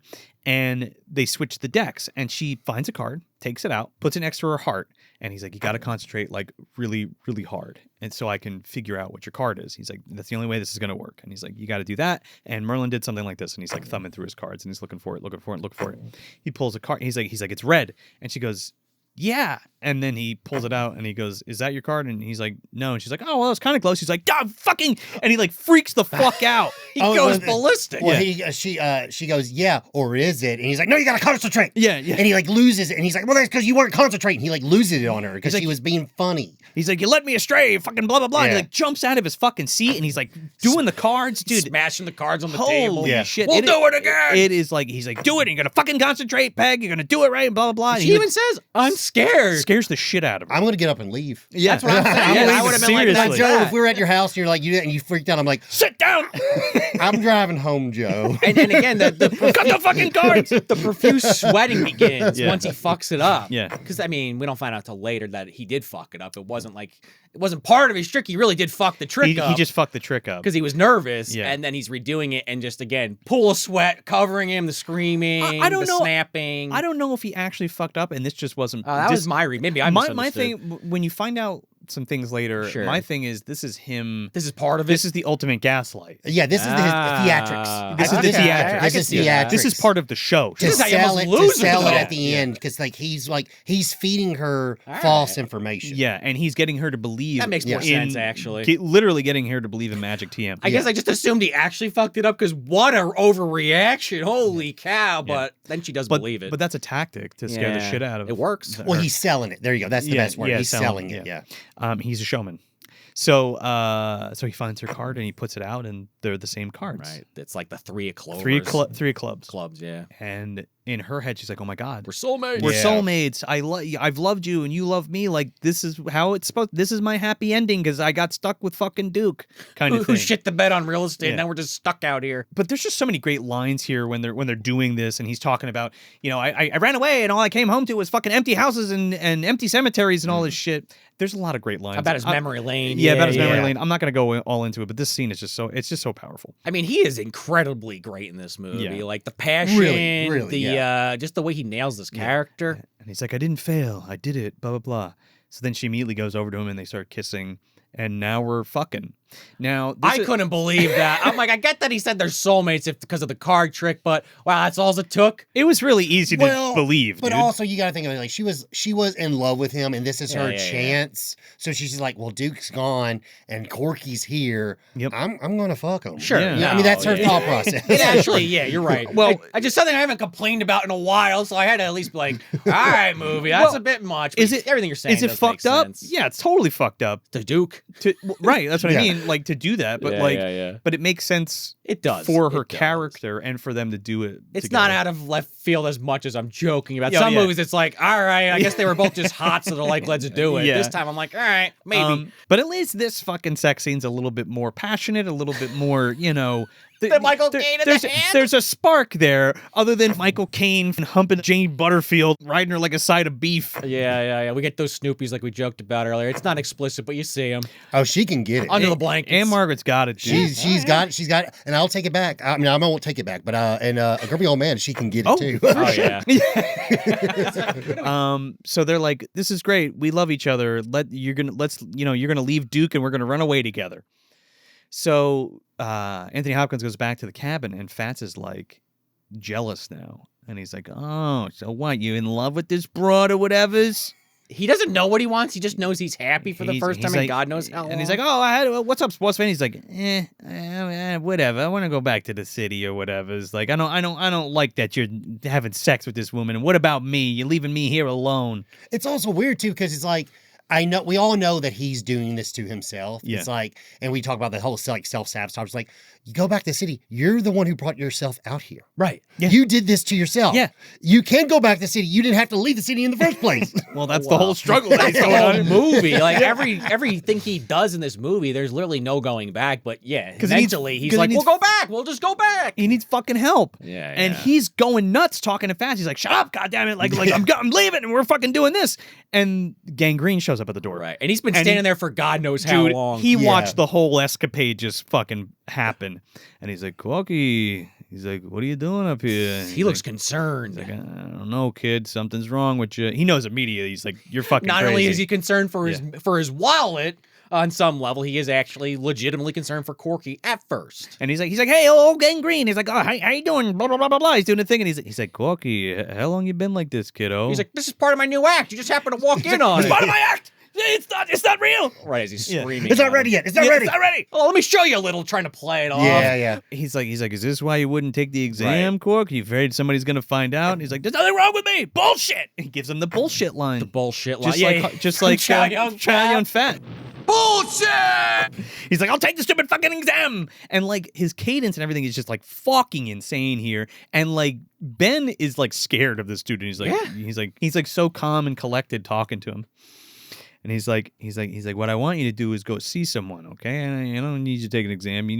I need to help you. I'm the only one who can help you. Yeah, he's not even saying like blow up the NBC deal yet. Like he leads to that. Yeah, but at first he's like, we'll try to fix this and then we'll do our work together. He's not slimy. No. He's not slimy in this scene. I just want to capitalize on that while we go in it. Like he is actually being his friend here, which is refreshing in a person in this character. Especially, they keep saying he's old Morol's man, he's rich, but he cares about this guy who, he's been bringing him up. He has some kind of investment in him. Yeah. Well, he cares about him. There's even like a little bit earlier in the movie, he's like, you're a good kid, Corky. Yeah. Don't go to shit. Don't go to shit. Yeah. You brought that up. He's like, Corky, you ain't in control. And he's like, hold on, don't leave. He's like, let me, can we just talk for a second? He's like, I'll only talk to you if you can fucking put that puppet down for 5 minutes and have a one-on-one with me. Can you do that for 5 minutes? This scene. Well, it's so fucking good. Because like it doesn't immediately start with that. True. He's like Corky, you met a girl or whatever. You can't just run away. He's like, those girls are for down the line. Like we gotta, or whatever. Focus on your career. Yeah. And then Fat starts talking. And Fat's like, he thinks you're a fucking fruitcake. He's the villain. Don't forget that. He thinks you're crazy. Right. And that's why he says that. Can we just be me and you, not the puppet? Yeah. Oh, I could put him down for 5 years, no problem. He's like, I could make him shut up forever if I wanted to. And he's like, okay, Corky, what we're gonna do? Make Fat shut up for 5 minutes. That's it. Like, that's all you gotta do. He's like, I can make it shut up forever. So he's like, okay. So he puts Fats down and they're sitting there and fucking Gangrene like puts the timer on his watch, pulls out a fucking cigar. Right. This is when he throws it in the corner. I'm like, that's fucked up. Now Anne Margaret's got to clean that up, you dickhead. He already knows the end result's gonna be. He's known this guy long enough. He's just giving him one last benefit of the doubt. So he starts the clock and he's lighting this cigar and he's like, okay. How long's it been? And he's like, 30 seconds. He starts to get annoyed because he keeps asking him. And he's like, 45 seconds. He's like, coming up on a minute. And he's like, can I talk? Can we talk about stuff? Oh, can I have one of those cigars? And he's like, remember you gave me this? You said take two of that big. He's like, a pro never forgets his good lines, kiddo. And he's just sitting there fucking looking at him, smoking this cigar, just like, yeah. And he's fucking tweaking because he can't use the puppet. Freaking out. And he's like, how much time is left? He's like, I'm in at 45. He's like, I don't think I can make it. He's like, I didn't think you would. He's like, I never thought you would. He's like, this is really cruel of you, And he's like, I don't mean it to be Corky. This is really cruel. Yeah. Don't talk with the puppet for 5 fucking minutes. He's like, okay, great. 2.5 minutes to go. This is great. Yeah. And then he's like sweating and sitting there. He's like, I can't make it. Yeah, and when that happens, you're like, oh. He's addicted to the puppet. Yeah. Well, he can't quiet the voice in his head. Yep. And he like grabs Fats and just starts fucking going on a tirade with Fats. And he's like, how are you? The 2.5 minutes he couldn't talk, he's got to get it all out. He's gotta get it all. And Burgess is just like shakes his head like he knew it wouldn't work, but he wanted to try, and he just gets up. He's like, well, now that happened, I'm going to have to get someone to get you help, and it's just going to have to talk to somebody. It's going to get out. And Fats is like, you can't let him go. He's the villain. You can't just let him go. And he says that to his face a couple times, like as the puppet, and that's also what pisses off Burgess Meredith, because like at first, it's kind of funny, Gangrene. Now it's like, he's the villain. He just wants to stop you. He's evil. And that's when he's like, all right, like the puppet shit. That's what really pisses him off. He grabs Gangrene and he's like, don't you ever put a hand on me, son. And he's like, oh, don't tell anybody. And he just like walks away from him. And then Fats is like, you can't just let him leave. He's like, I tried to stop him. He's like, you didn't stop him. And he's like, you didn't even try. He's like, you gotta stop him. And he's like, I can't. He's like, you gotta stop him. And he's like, with what? He's like, me. And he picks up Fats. And he goes outside and he beats the living shit out of Burgess Meredith with the fucking doll. And he's like screaming like Fats and this doll swinging through the air. Every and just time it swings. Oh! It's fucking great, dude. I was laughing. I was like, okay, as serious as this movie is, this is silly. It's fucking creepy, man. Stupid. It's fucking creepy. When he's hitting him with a puppet, that was there's something to it on some level, especially where the movie takes that because the head gets fucking smashed in. The puppet's head, not actually Burgess Meredith's. well, he should have checked this fucking guy's pulse. He's like, he's dead, obviously. I hit him 4 times with the puppet. Well, Anne Margaret comes out and she's like, "Hey, Corky, you want green beans, asparagus?" And he's like, yeah. and She's walking closer. yeah, and he's like, "Oh, just go for a walk. Thinking about you. Yep. Mm-hmm." And he picks up Fats, and like his whole fucking head is like smashed, and he's just bloody. Yeah. Well, she goes. My head hurts. Yeah. Well, she said there. He goes. I don't know. You pick. He goes. You're not getting away from it. You're not getting out of this fight with that. You got to actually pick of something. That's when she actually starts to like go, like walk towards him. He's like, "Oh, asparagus. Yeah, asparagus." And then so like his big plan, Fats tells him, "Hey, just put some rocks in the old man's pocket and carry his body out to the middle of the lake. It'll work." You just doggy paddle out there, and you take all his ID from him. He's like, I'm not a good swimmer. Well, you just doggy paddle out. Yeah. I didn't bring a bathing suit either. I guess I'm going to be out my fucking underwear. I love it because he's like, but there's snapping turtles in there. And there was a moccasin. He's like, water moccasin scary. He's like, I don't give a damn if the Loch Ness Monster was out there. You're going to bring him in the middle of the lake. But I love Anthony Hopkins just in his fucking boxer shorts running around, dragging his body around in the middle of the night. Man, it's fucked up because Fats is like, do it beautifully. Do it beautifully, yeah. And, man, he's outside. It's fucking freezing cold. He's in his fucking underwear. And he pulls Burgess Meredith into this lake, and he's like swimming out to the lake. And I'm like watching, like, are you sure he's dead? Did you check? And I said, did you check his heartbeat? He clearly didn't, because Burgess, as the water's hitting him in the face, wakes up. He knows what happened. He got a cool drink of water, dude. Yeah. And then he woke up and he's like trying to strangle Corky. Fucking A, wouldn't you, right? Yeah, it's fucked up. Dude, he puts up a pretty good fight, but ultimately Corky drowns him. And he's already injured. He's got the rocks in his pocket. Yeah, he's all fucked up. He didn't put enough rocks in his pocket that we find out in the next not scene, but the next sequence of scenes. Because the next morning, while he's just kind of trying to recover from what he did the night before, he also now finds out that Duke's home, because once she rented the room out, Duke got a little nervous. He's like, "Oh, I got to come home. Like, I don't know how I feel about someone else being there." The fact that there's a dude there by herself, right? Like, the most insecure guy, like he knows shit's gonna go down. But then he's also like, I don't think they ever say it, but in the back of his head, he just killed that guy, and this guy's like looking over into the lake, like, "Oh shit, did he see what I did?" Like, the thought's probably bubbling in the back of his mind. It's bubbling for sure. But because he brings up the whole, like, he goes, does he have a telescope? Well, he does say that, right? Because I think he's wondering if he could see his mouth moving. See, we'll hear what they're saying and stuff. I mean, that's not irrelevant to that, but it is funny that line is said. That's what he's worried about, right? It's a pretty good line, because he's like, I hope he doesn't have a telescope, but I want to say 3 things. Say, I like your breasts. They belong in the Louvre, and I want coffee and cream. I want my coffee with cream and sugar, and I don't regret making love you. It was the best night of my life. And we're going to have a great time. Also, the Louvre is a museum in Paris. Yeah, and I'm going to take you there one day. Maybe people in 78 didn't know that. He makes a point to bring that up specifically. I think in his head, sure, maybe he's like, I gotta explain this. I gotta explain this because this is the thing we're gonna do, and it's something that I've wanted to do because he brings it up a few times. Paris, he wants to see Paris. Like, that was the thing to do, was go to Paris, right? Yeah, that's true. Which is funny because that is a plot point in the Dead of Night sequence. Oh, it is. They make a reference to the great Gabbo. They go to Paris, and he's a ventriloquist in Paris. Oh. Because we didn't really talk about that, but you mentioned in the beginning that that's another one that this gets compared to. It could be a nod. They say that in theory that like it was like it was stolen from it. You know what I mean? But it's just it's a premise. Anyone can have the same premise. It's not the same thing. So what I've learned is you can't copyright a story. You can only copyright characters and like the dialogue and things like that. Because the premise, that's like the Terminator lawsuit where James Cameron supposedly stole the idea, and there was a whole lawsuit, but he made 5 more movies after that. Which is crazy that actually happened, because, I mean, it depends. He lost? I guess it depends. Well, no, a famous comic book writer once told me, he was like, because I was asking about, like, how do you come up with new material without you feeling like you're ripping off stuff that because he was writing for Superman at the time. Yeah. And I was like, how do you, like, Superman, there's so many stories about Superman. How do you feel that? And he goes, well, one person once told me, he's like, if you take a little bit from here and there from different people, it's research. If you take the entire story, you're stealing. Oh, there you go. They teach that in design school. Same logic. That's the classic Quentin Tarantino thing. I'm taking this from here and taking this from here and taking this from here. He takes a little too much from some things, but yes. The inspiration has to come from somewhere. Yeah. Sure. Nothing's wholly original. Nah. You know what I mean? It's impossible. Yeah. Just like this dynamic that we now have with Corky and Margaret and Duke now having to interact, and she's already said to Anthony Hopkins that she's going to leave with him, but now her husband's back.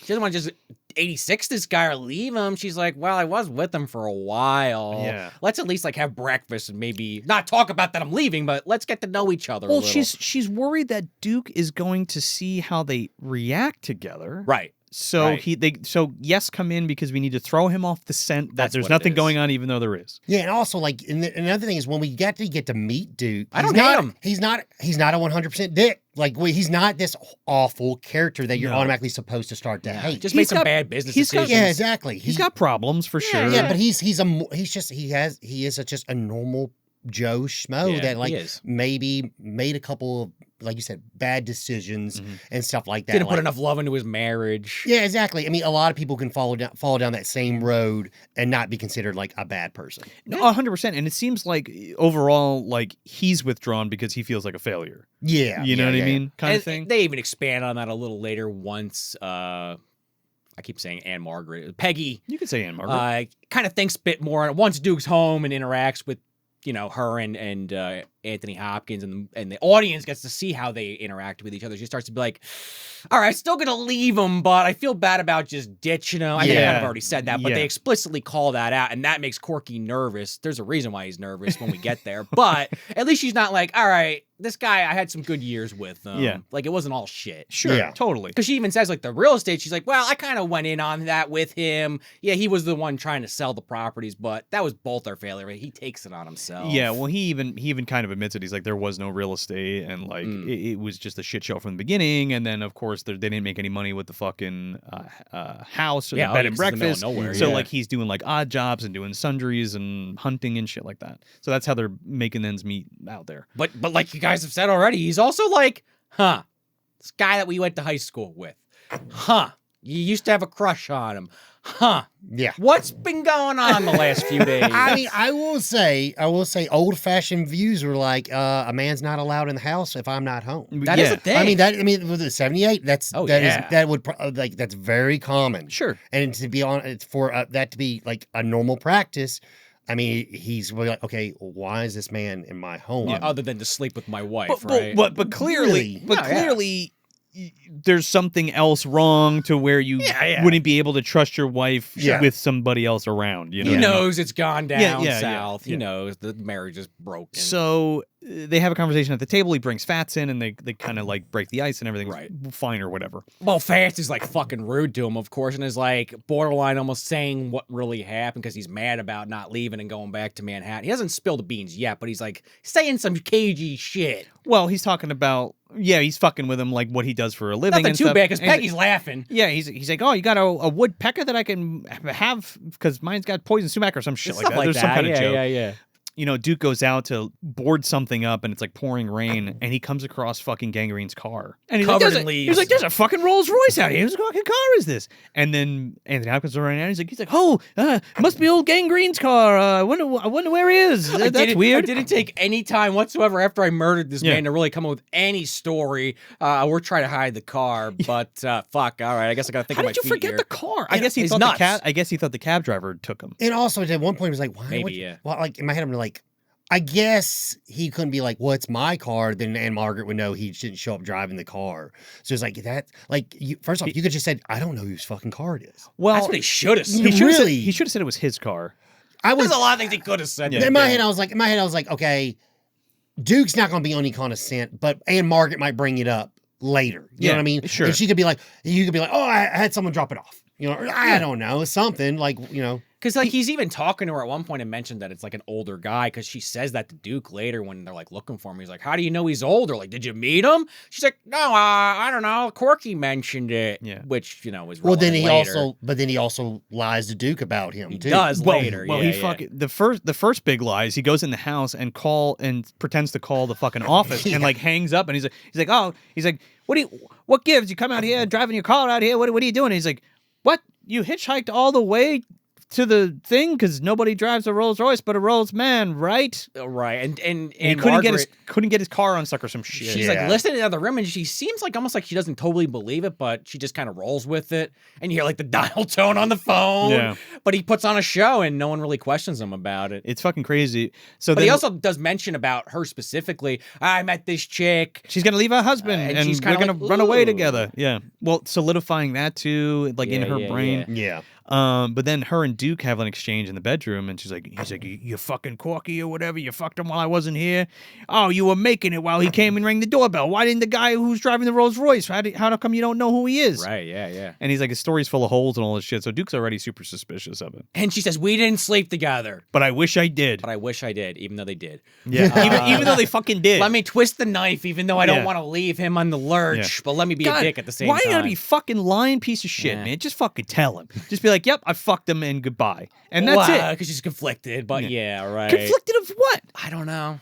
That's how they paint the character. I know. I cannot fucking stand that. I hate that about her character. One thing I do like a lot, though, is how it unfolds, and Duke's response is not how we thought he was going to respond. No, you thought he was gonna I thought he was gonna backhand her, Yeah. or like the audience thinks he's He just yells a little. No, Or he- even when he gets his hands on Corky, like he doesn't get his hands on Corky, but what I'm saying is like he does not this big macho man that he's supposed to be. Outdoorsman type. Yeah, and he does. He's much more relatable. yeah. Yes, Oh, yes. 100%. Which is good writing. And I kind of like Yeah. that about Duke because, like, I actually feel for him because he's, Yeah. I mean, he's a dick, but not a huge dick. Does that make Yeah. sense? He's not beating her up. It's He's not not like be- he's cheating on He's her. not beating her up or just a cheating little on bit of an her. asshole. He's just an asshole. Can't see the forest through the trees and of when his marriage. and when she tells him that, like, I wish I did sleep with him. He's like, oh fuck, well, there it is. yeah, like I think again he raises his voice a little, but that's it. Yeah, but then he's like, he totally like takes that into consideration, and he's like, "Hey, Cork, let's go for a boat ride. Let's go fishing."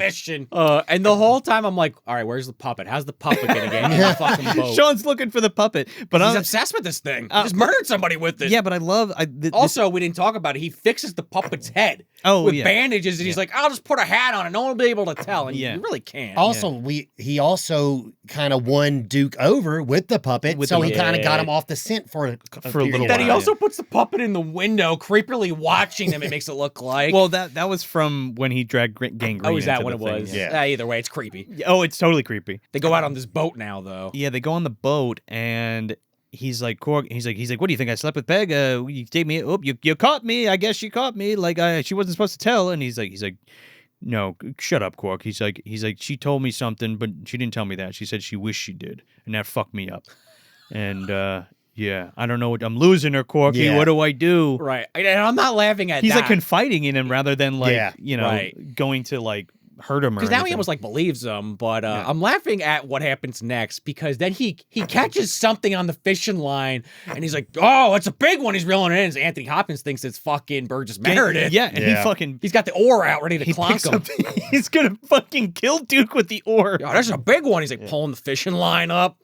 In my head, I'm like when I'm watching, like, there's no way he's going to be able to pull a body up with that fishing. No, line. and yeah. like by the string. by his hands. Yeah, no no fucking way. It's No. also like a little bit of false tension because it goes on for a little too long where you're like, all right, this is just bullshit. This is no way he's finding the body. It's I Like a think it's beat too long. I think it's really good tension, and especially like the exchange that they have together, because like now Duke is like starting to relate to Corky, Sure. and they're having a conversation and they're talking. But he's still more willing in to depth. kill him. Yeah, but they're talking more in depth about his relationship with Peg, and like obviously Corky knows that he fucked Peg, Oh, and yeah, they're gonna run yeah. away together, and Sure. he's like also trying to console this guy. It's like, you fucking scumbag. But then he just pulls up like a branch and Corky's like, oh, thank God. And He's puts like, the oar down. Didn't have to kill him. Hey, give me a shot of that scotch. He's like, I thought you didn't drink. He's like, it freezes my nuts off. Give me some So that's the part when he finally takes a sip. His his cadence of how he speaks is so unique, and it's fun because when he's being Corky, it's the complete opposite. Oh, like you can yeah. tell, it literally is a completely two different people. It is. Oh, it's so good. And then so after that huge tension moment, They look over and fucking Gangrene is washed up on shore, and you're like, oh my fucking God. He's like, oh fuck, I should have put more rocks in the And he's pockets. like, oh I shit. hope I didn't say that out loud. And Duke's like, oh my God, it's a fucking guy. And they go over there, and like he's trying to give him like CPR and shit. He's like, go up to the house, get help. Well, he says to him, "Is this your guy? Is this Green?" Because his wife said, "Oh, he's an older guy." And he's like, "Oh, I've never seen him a day in my life. I have no idea who this is." Gangrene, he's 6'5". He's built like a fucking He's like, brick check shithouse. his wallet. Yeah, check his wallet. Check his pockets. You can find anything? like anybody that's sane would say that instantly. No ID, huh? That's weird. Yeah. Then he rushed. Oh, go call the ambulance. So he's rushing to Aunt Margaret's house. And then Duke's kind of like, this is weird. And like he dropped like the keys or whatever as he's rushing out. So he's like, fuck this. He grabs Corky's keys and he goes and checks the spare house. It's his opportunity to kind of snoop because he around. thinks this is too weird. Yeah. This scene, though, I'll let you keep on going, but like this scene is where I thought the movie was going to change on me for a second. Okay. I thought it was going to flip. I was like, okay, he's crazy. And then I was like, is he crazy? That's the beauty of this scene. There's It's a also really that good scene. element too. Before they run off, when they're checking Burgess Meredith out, like Corky knows he's fucking dead as a doornail, but Duke is like trying to resuscitate him, and Corky's like, whatever, he knows. Yeah. And Duke is like concerned. So I'll go run back to the house. Okay. yeah, so like all those things start to add up. Yeah. Again, no one says this; it's all like visual storytelling. But Duke opens up the door into the spare house, and he's like looking around. And he just sees like the puppet by like the windowsill. Yeah, like sitting by itself. behind the curtain, There's, like against the curtain. Against the curtain. Yeah, yeah. And he's like looking through all his shit, and he finally opens up a drawer and finds Ben Green's wallet. The big And BG he's on like, it. He's like, Benjamin Green, son of a bitch. Doesn't he find a photo in there of him and Corky together? Yeah, like in his wallet. Yeah. And then he goes over to Fats's case and he opens it up and he finds the fucking alternate wig with the blood all over it. And he's like, what the fuck's going Why on he here? Yeah. didn't throw that out or burn it, but again, he's crazy. Same reason why he didn't move the car. He doesn't think about it. No. Because he's fucking nuts. So he sees Fats and Fats like makes a noise or something's weird and he like goes over to it and he's like looking in its face. Yeah, his eyes follow him. And his eyes are looking at him and he's like, the what head the moves. fuck is The going eyes on? move at first, and then then they slowly start to follow. Yeah. him. This is the one you're talking about where it like fucks with you for a second. Yeah. This is our hand moment where you're like, is the hand Is the real? hand Is it a real or real is it hand? not? Yeah.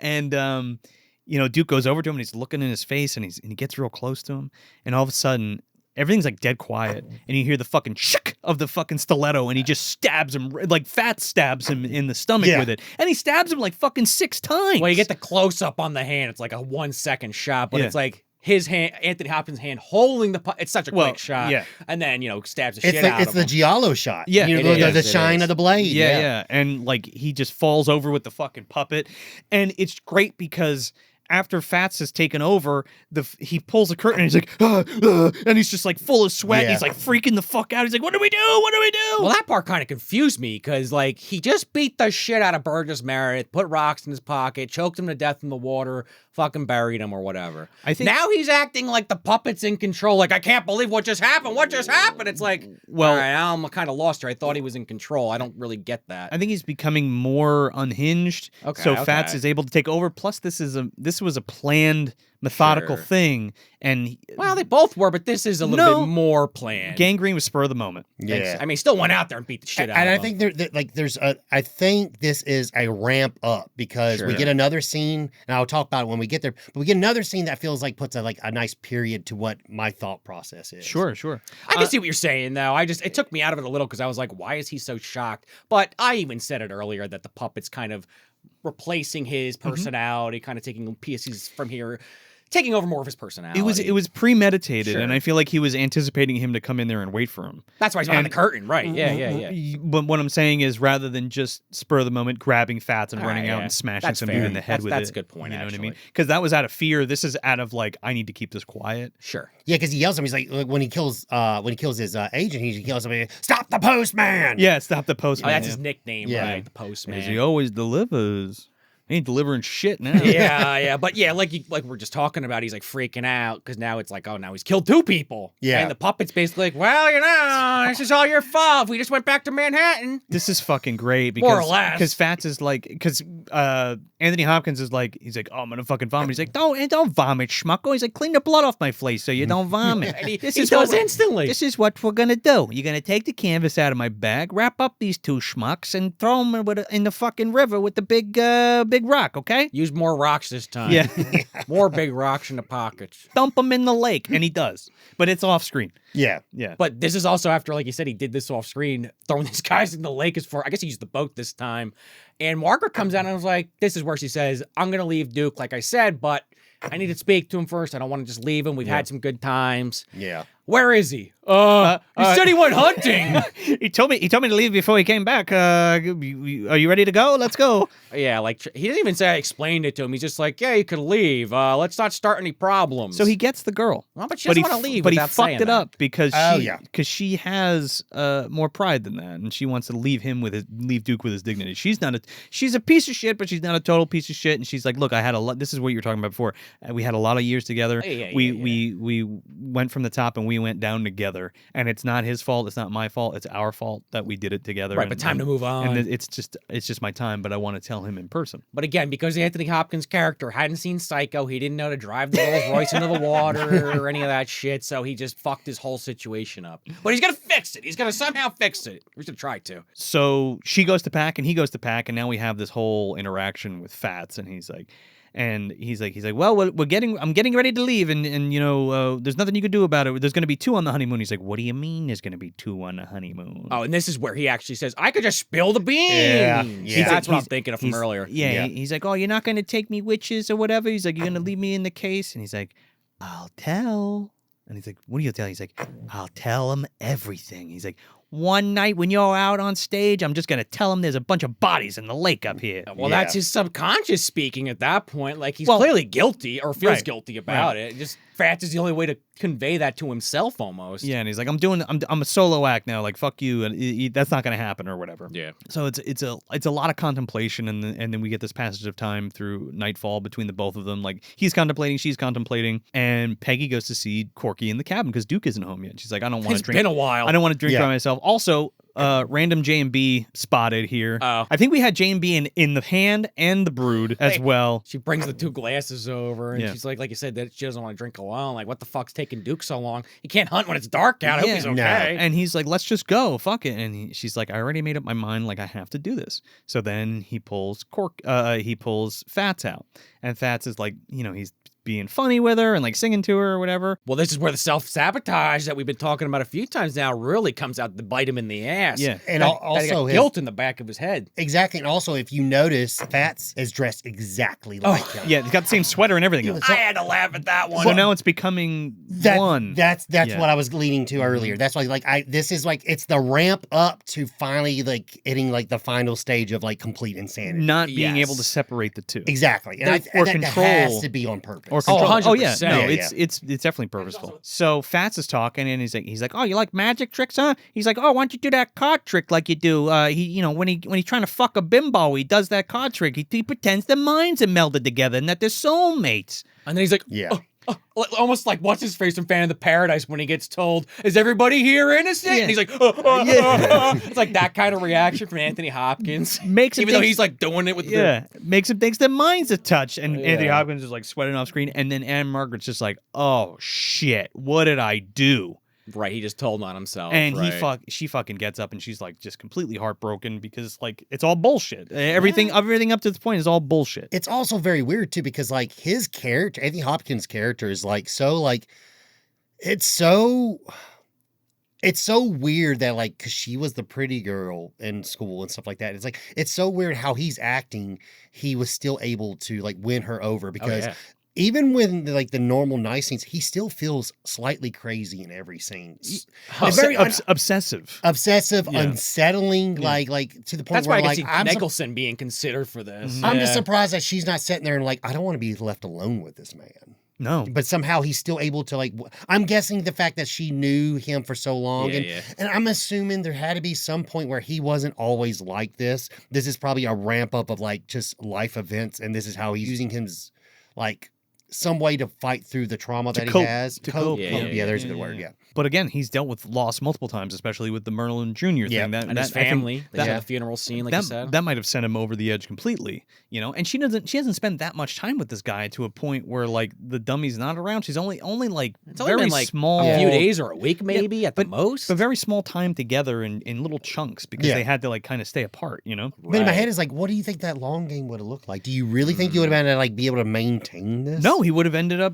Well, it would have went Probably to killing shit. her. God. As soon as he went back to civilization, they would have found out there. Burgess Meredith is dead and missing. He would have fucked. He would be totally. And Margaret fucked. would have been really thrown her life away. Yeah. But before we get to we're basically at the climax here almost. But she's like you said, you locked herself in her room and she's looking at a picture of Duke, the James Dean one, and she's sitting there. She's got her bags already packed, but she isn't committed because of what just happened. She's freaked out, and then he kind of comes up the stairs in the creepy ass shadow. Well, there's a whole part before that. Oh, is there? Yeah, that I really love. Because Fats is asking Corky like, why do you think I did that, schmucko? And he's like, oh, because I was gonna leave you. And he's like, wrong. He's like, because I could. Going back to what he was because saying. I could. And he's like, you think you can fucking stop me? He's like, you can't. And like now he's like screaming at himself and he's like going into this fit where he's getting this headache and he's like, how about I give you a fucking migraine, buddy? And he like gives him like a headache. It's his complete descent, like you were saying, because like he's like, I can get you to do whatever the fuck I want. He's like, crawl around on the floor, touch it, jump around, touch the ceiling, turn around, get a knife. And he's like, what? He's like, get a knife. Well, he does say touch the ceiling, and he literally like tries to touch it. It's and he's like spinning around, he's crawling on the floor, Yeah. he's doing all this shit. He's like, get a knife. And he's like, what? He's like, go get a knife. And he's like, you're gonna take the knife and you're gonna walk up the hill there and you're gonna kill your lover boy. Right. And he fucks with him with the headache thing, and he's like, if you don't go do it, I'm gonna make this 100 times worse for 100 times longer or whatever. Right. And then that's where you see the scene where she's in the bedroom and the shadow behind the door, the creepy, because now you have this idea that he's gonna stab her to death if she opens that fucking door. You're right, that's important. Yeah. And she's like talking to him, and she's like, Corky, I don't know about this. I'm weirded out. Like, can you just leave? Well, he's talking to her as Fats, not as Well, Corky. that's the problem. And he's like, hey, it's me, Corky. It's me, Fats. Corky's downstairs. It's just me. And she's like, okay, fine, Fats. And he's like, yeah, now we know who each other are. And you're like, oh, fuck. And he's like, Corky wanted me to give you something. He whittled you a wooden heart. Right. Again, call back to earlier from when he was a kid. Which makes sense with the knife. Yeah. If you think about it, Yeah. you know what I mean? Like here, that kind of like ties the two things together. Well, because even before Fats is like, oh, go get the knife. And he's like, oh, good, I can get a knife and I can whittle something and make something real nice. I'm really good with my hands, blah, blah, blah. No, you're going to stab the shit out of somebody. Yeah. Well, he goes to leave and she's like, you didn't leave. And he's like, yeah, you're right. Oh, you brains as well as boobs. Right. His But final little line there. She goes to open the door and he's standing down the hallway with the fucking knife, like getting ready to stab her. And there's like a hard cut to him in the cabin and he's just like, ugh! And you're like, oh, what the fuck happened? He stabbed himself. Yeah. And now he's sitting across from Fats and they're having a conversation about what happened in the house. Yeah, and he says, like, I was ready to do it. I was ready to kill her. Something inside me told me to do it, but then she picked up the wooden heart. And that's the turning point. That's why he didn't kill her, because Corky made the connection with her. Not by his own Fats. hands. Yeah, It yeah, wasn't yeah. through Fats. Yeah. It wasn't vicariously. Or magic. They or... actually talked to, or a trick or anything like that. He actually gave her something that he made with his own hands, and that was the connection that he's been yearning for and needing. And that kind of clicked it all in his head too. Yeah. So he kills himself. Look what I've done, basically. Look what I've fucking done. And he's like, we're dying. And he's like, oh, my stomach hurts. I don't know what's wrong. If I had a stomach or whatever. And he's like, I think we're dying, bud. And it's a really fucking sad scene. Oh no, this is very like, this scene is like, it's so like it's, I mean, especially what comes after this scene. But, Yeah. like, then, Wow. like this slow, like them like dying together is like, don't die before me. Oh my I God. think we do this together. Don't. like- He's like, don't leave me here. And he's Yeah. like, don't worry. I don't think we can't go together. And he's like, come over here by me. Lay me down. Right, he's laying on the ground And holding the he's like, puppet. got the fucking puppet and he's laying down and he's like, hey, schmucko. And he's like, what? He's like, it was you. It was always you. It wasn't me and you. It was just you. Right. Which then, I hope I don't die first. Yeah. Right. He's like, I think we'll die we'll die together. together. Yeah. Then the ultimate gut punch. I mean, I don't consider it a gut punch. Maybe you guys do. Well, but there's this huge pullout. Yeah, it's yeah, really, yeah. It's really creepy. Like as he dies, you get this long. You see the shot. back of the cabin. Yeah. and Margaret comes out with the bags. I changed my mind. You know what? Fuck it. I'll do it. Yeah. He literally just killed himself because he thought you never were going to go with them. He killed all these people. He feels horrible. Again, he was going to get arrested if he went with her. She may have died also, but no, he's fucking dead in there, Aunt Honey. Go in and find his body in the puppet, please. We're not going to get this opportunity tomorrow. Yeah. It's not as bad as like The Mist, but it's pretty up That's there. right. I think Mist blows it out of the water in that respect. But Wow. that is such a literal, not even a gut punch, a bullet to the head. No pun intended. I mean, this is a downer ending. This is a downer. But it's also beautiful too. Like I just love it. And I like the way she talks. She's like, don't wait too long. A woman could change her mind. Yeah. Well, she's funning with him. And Well, like, she ends the movie doing a fucking Fats voice. Yeah, and throws the heart up in the air. Yeah. Well, that's another- freeze frames on. Yeah. That's another thing with this movie is like, it's something so enjoyable to sit down and actually watch a movie where people can freaking act. Yeah. Oh, yeah. I mean, again, like we said, like it's just all timers in this movie, and they're just so good. And that's another reason why I think this movie is fun, because like soon as you're sitting down and like soon as she comes on the screen, you're just taken away how good she's playing her character. Yeah. She's really in her character. Anthony Hopkins is in his character. Oh, yeah. I mean, everyone I take it back, even the little small part, because there's only a handful of people in this movie. The taxi guy. The taxi guy. I think his name's Nick or something. I don't know. Like even that character, like it's like him being like, I just feel like this is a guy from like Philly, like a Philly taxi driver is like telling me where the best hoagies are going to be at. Really. Yeah. I mean, it feel like I had that feeling, like that Rocky feeling, like, you know, like, A little bit, another, like, because it is like New York 70s. spin on it. Yeah, but yeah. Same vibe. You know what I mean? Like these people feel City like vibe. Yeah. these people feel true to the characters that they're portraying. Sure. So when you're watching the film, the whole point of watching film is to be, in my opinion, Immersed. immersed. Yeah. 100%. I want to believe it. to be a fly on the wall. Take me. Yeah. Take me away. And that's when you have movies with really good acting, it is almost effortless that they can do that to you. Yeah. And that's what this movie does. It really does. And I guess I'll get to it in my final thought, but the thing, it's one of those movies that with repeat viewings, it just keeps better. It's like ages like fucking fine wine for me. But with that being said, where are we putting this, fellas? I mean, Logan, you want to keep going? You kind of already started giving your final I'm thought there. sorry. I mean, I didn't jump. don't be sorry. Oh, it's 100% on the shelf. Yeah. I mean, this is I have so many movies in my collection, and like when I came across the DVD like a couple years ago at Mount Cinematography, I'm like, and we all have been there. We get a stack of films we want to get to. I don't know what you're talking about. I don't have a stack of movies upstairs that I haven't watched yet. But I mean, I was sitting there, I was like, well, of course I'm going to get it if it's only $5. Of course, yeah. And then I need that. Yeah, exactly. Then then literally like 2 months later, I'm in a shop and there's the VHS. Well, I'm grabbing that one here, and I know like I'm going to get to it. And when I finally got to sit down and watch this, and this is like 100% total shelf worthy. And I want to say this because I was on this was the last episode we did together, but like I do want to compare this to The Hand a little bit. Yeah. But like, I mean, this movie, in my personal opinion, and I can't wait to hear what Sean says, but like in my personal opinion, like this movie blows The Hand out of the water. I would agree. I mean, it's like it is so good and it's tenseful. I love a good thriller. I love horror, but I'm not a lot. Sometimes a thriller can really get me there so much better than a horror movie can. And I agree with you, man. And especially like the cold weather thriller. Yeah. That's the psychological thriller. No, and like even like I love 70s aesthetic. Yeah. And that's the thing is like you can watch a film and really enjoy a film by the way it just looks. I mean, it goes to comics, which I'm a big person about. My comic books that I really like reading are people that have are comics that have good artwork. Yeah, 100%. I mean, if a comic doesn't have good artwork, it really I don't want to. The story, no matter how good it is, I don't want to read focus. this X-Men book because the person who's drawing it. No offense, I don't like the way they draw. I that. totally hear you, man. And so like to watch a movie where like the aesthetic is great. Like I said, I love. To circle back around to the point I made earlier, but like I love how the scenes feel so like claustrophobic in a good way, and like you feel like you're in the same room with them. It is not this big extravagant movie, so it feels more relatable, and you feel like you can understand where each character is coming from. 100%. But I mean, 100% on the shelf. You're gonna fucking kill me. Hey, man, This is in the dumpster. Your opinion's your opinion. I didn't really like this one. It's definitely better than The Hand.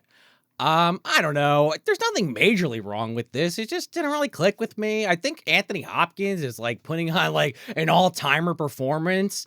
So I think that alone, like if you don't even care about the puppet stuff, which I think is also like a major draw to this, don't get me wrong, but just to see this performance from Anthony Hopkins, fucking look it up online. It's on Tubi as of this recording. Yeah.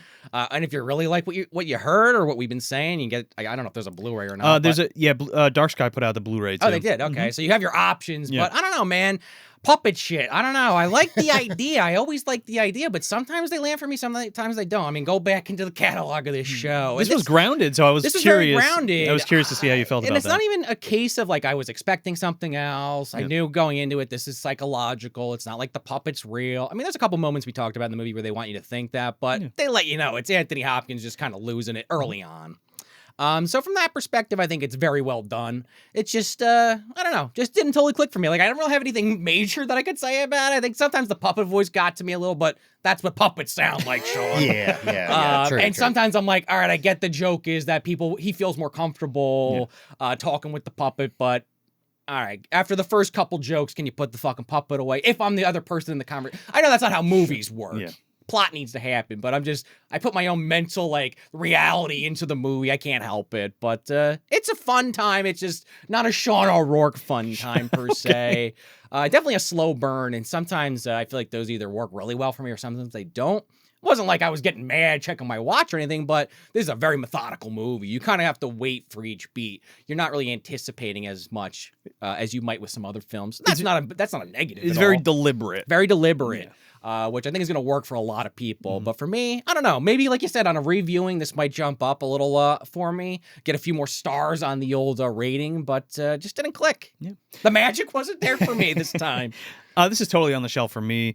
And this is something that you guys neither of you have said yet, and what we've been kind of talking about the whole time is like, this is also a romance movie. It's like a dark, it's like a dark thriller drama romance. Maybe that's what also turned me off. I didn't feel like I bought into the romance that much. I felt like kind of artificial to me. It's like, Really? all right, I get that they knew each other 20 years ago, but like, all right, the soulmate thing she buys into, we kind of talked about it in length. I don't want to just reiterate what we already said, but that didn't click for me. The romance angle in this one didn't What about work. some like flashbacks? Like if they put in some flashbacks Maybe. of them in the high school and you saw how much they kind of like, maybe like him picking up a pencil for her or something like that, or like Something. or I don't heard know. some giddy talk between Maybe. her friends. Maybe that might have like secured it. I don't know what it would have been, but that's an idea. Sure. I said this before in the episode, but like, it lets you put the pieces together. This is not a hand-holding movie, and I appreciate that about it. It's a psychological thriller, and it makes you think. And you do have to fill in some of the blanks, and it does show you things, and they are there if you're looking for them, right?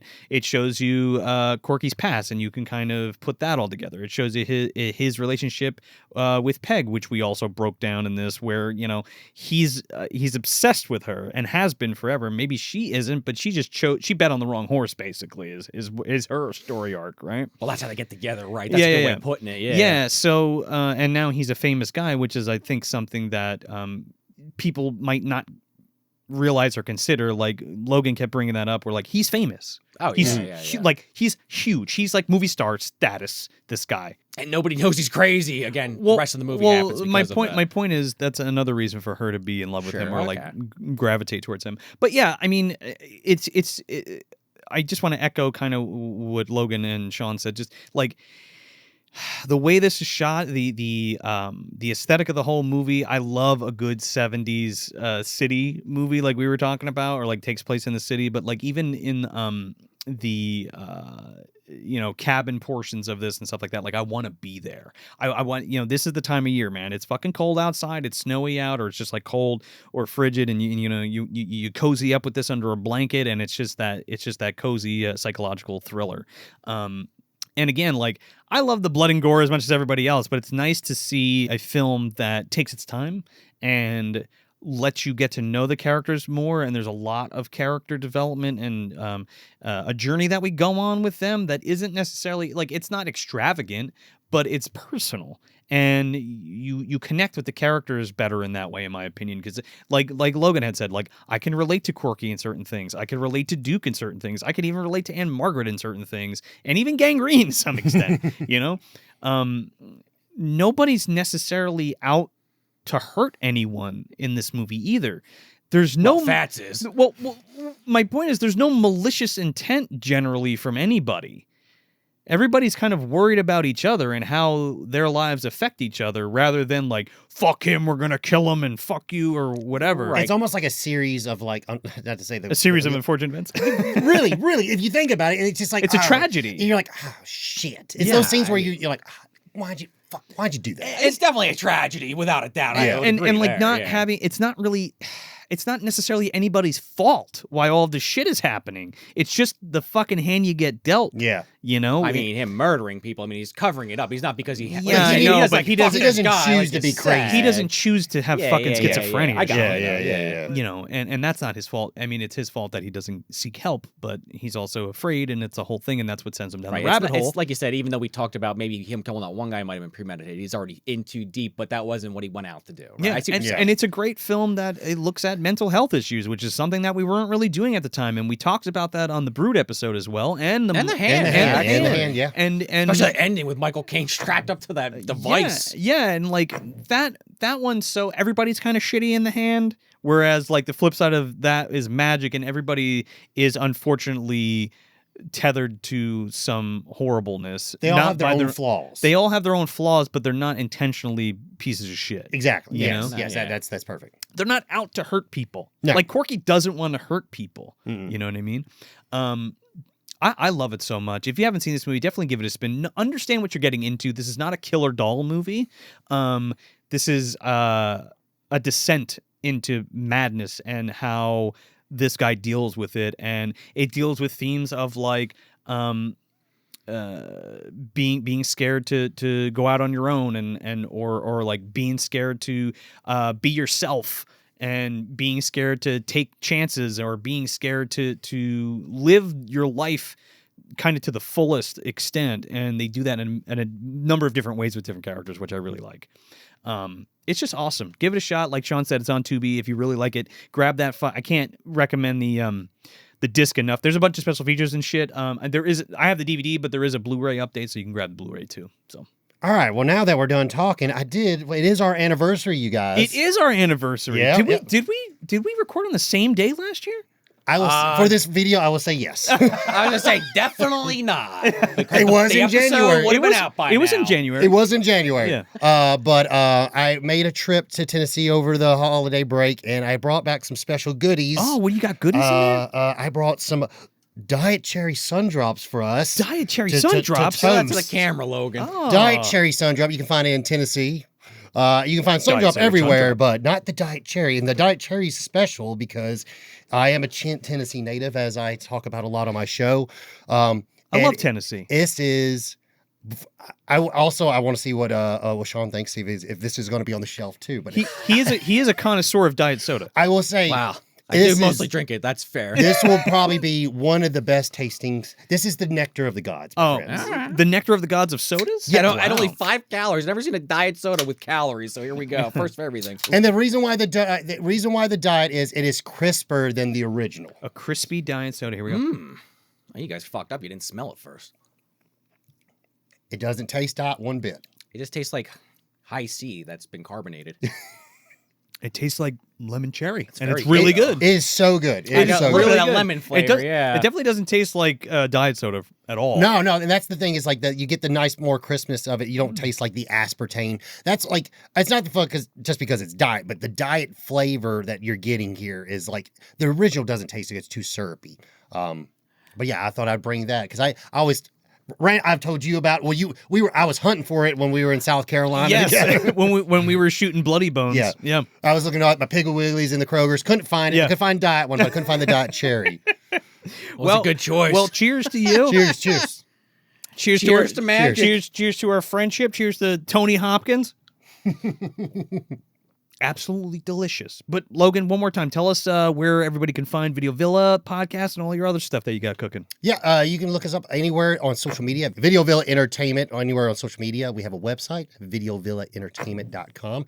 Joe is wearing one of our shirts Oh, look at that this. you can actually Look at purchase this. on the website. Look at that. And then also we have the YouTube page for all the video format versions. And then anywhere you get your podcasting app, we have audio only there as well. But yeah, before you get out of here, if you want some more Movie Dumpster content, you can head over to patreon.com/Movie Dumpster. You can get an ad-free audio version of the show for only $2 a month, and you can get some other great stuff at the $5 and $10 tiers. We also have YouTube membership program where you can get mini-sodes and commentary tracks and things. You do not get the physical items that you do on Patreon, but hey, you make the decision. Which one do you want to sign up for? And if you do, help support your favorite show. And if you're watching here on YouTube, please like the video and share it and subscribe if you're not already. And if you're listening on your favorite podcast app, leave us that 5 stars and a review if you got the time. We're always looking to grow this dumpster community and get more of the show into eardrums, eyeballs, and everything in between.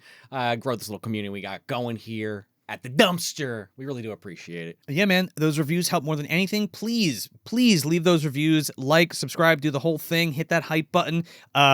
Make sure you're subscribed. If you're not, double check. It really helps the show grow, especially on YouTube if you subscribe, and leaving the reviews helps the podcast grow on your favorite podcast app. So please do that. But yeah, if you want to spend a couple bucks, you can go to moviedumpsterpodcast.com. We got hats, shirts, stickers, all kinds of good stuff like that. And yeah, if you're into it, help support your favorite show. And remember, folks, nobody touches a sun drop except for a sun drop man. Pinky up, motherfucker. So that's it. That's Magic from 1978, directed by Richard Attenborough. I'm Joel Escola. I'm Sean O'Rourke. And I'm Logan from Video Villa. Thanks for visiting the dumpster.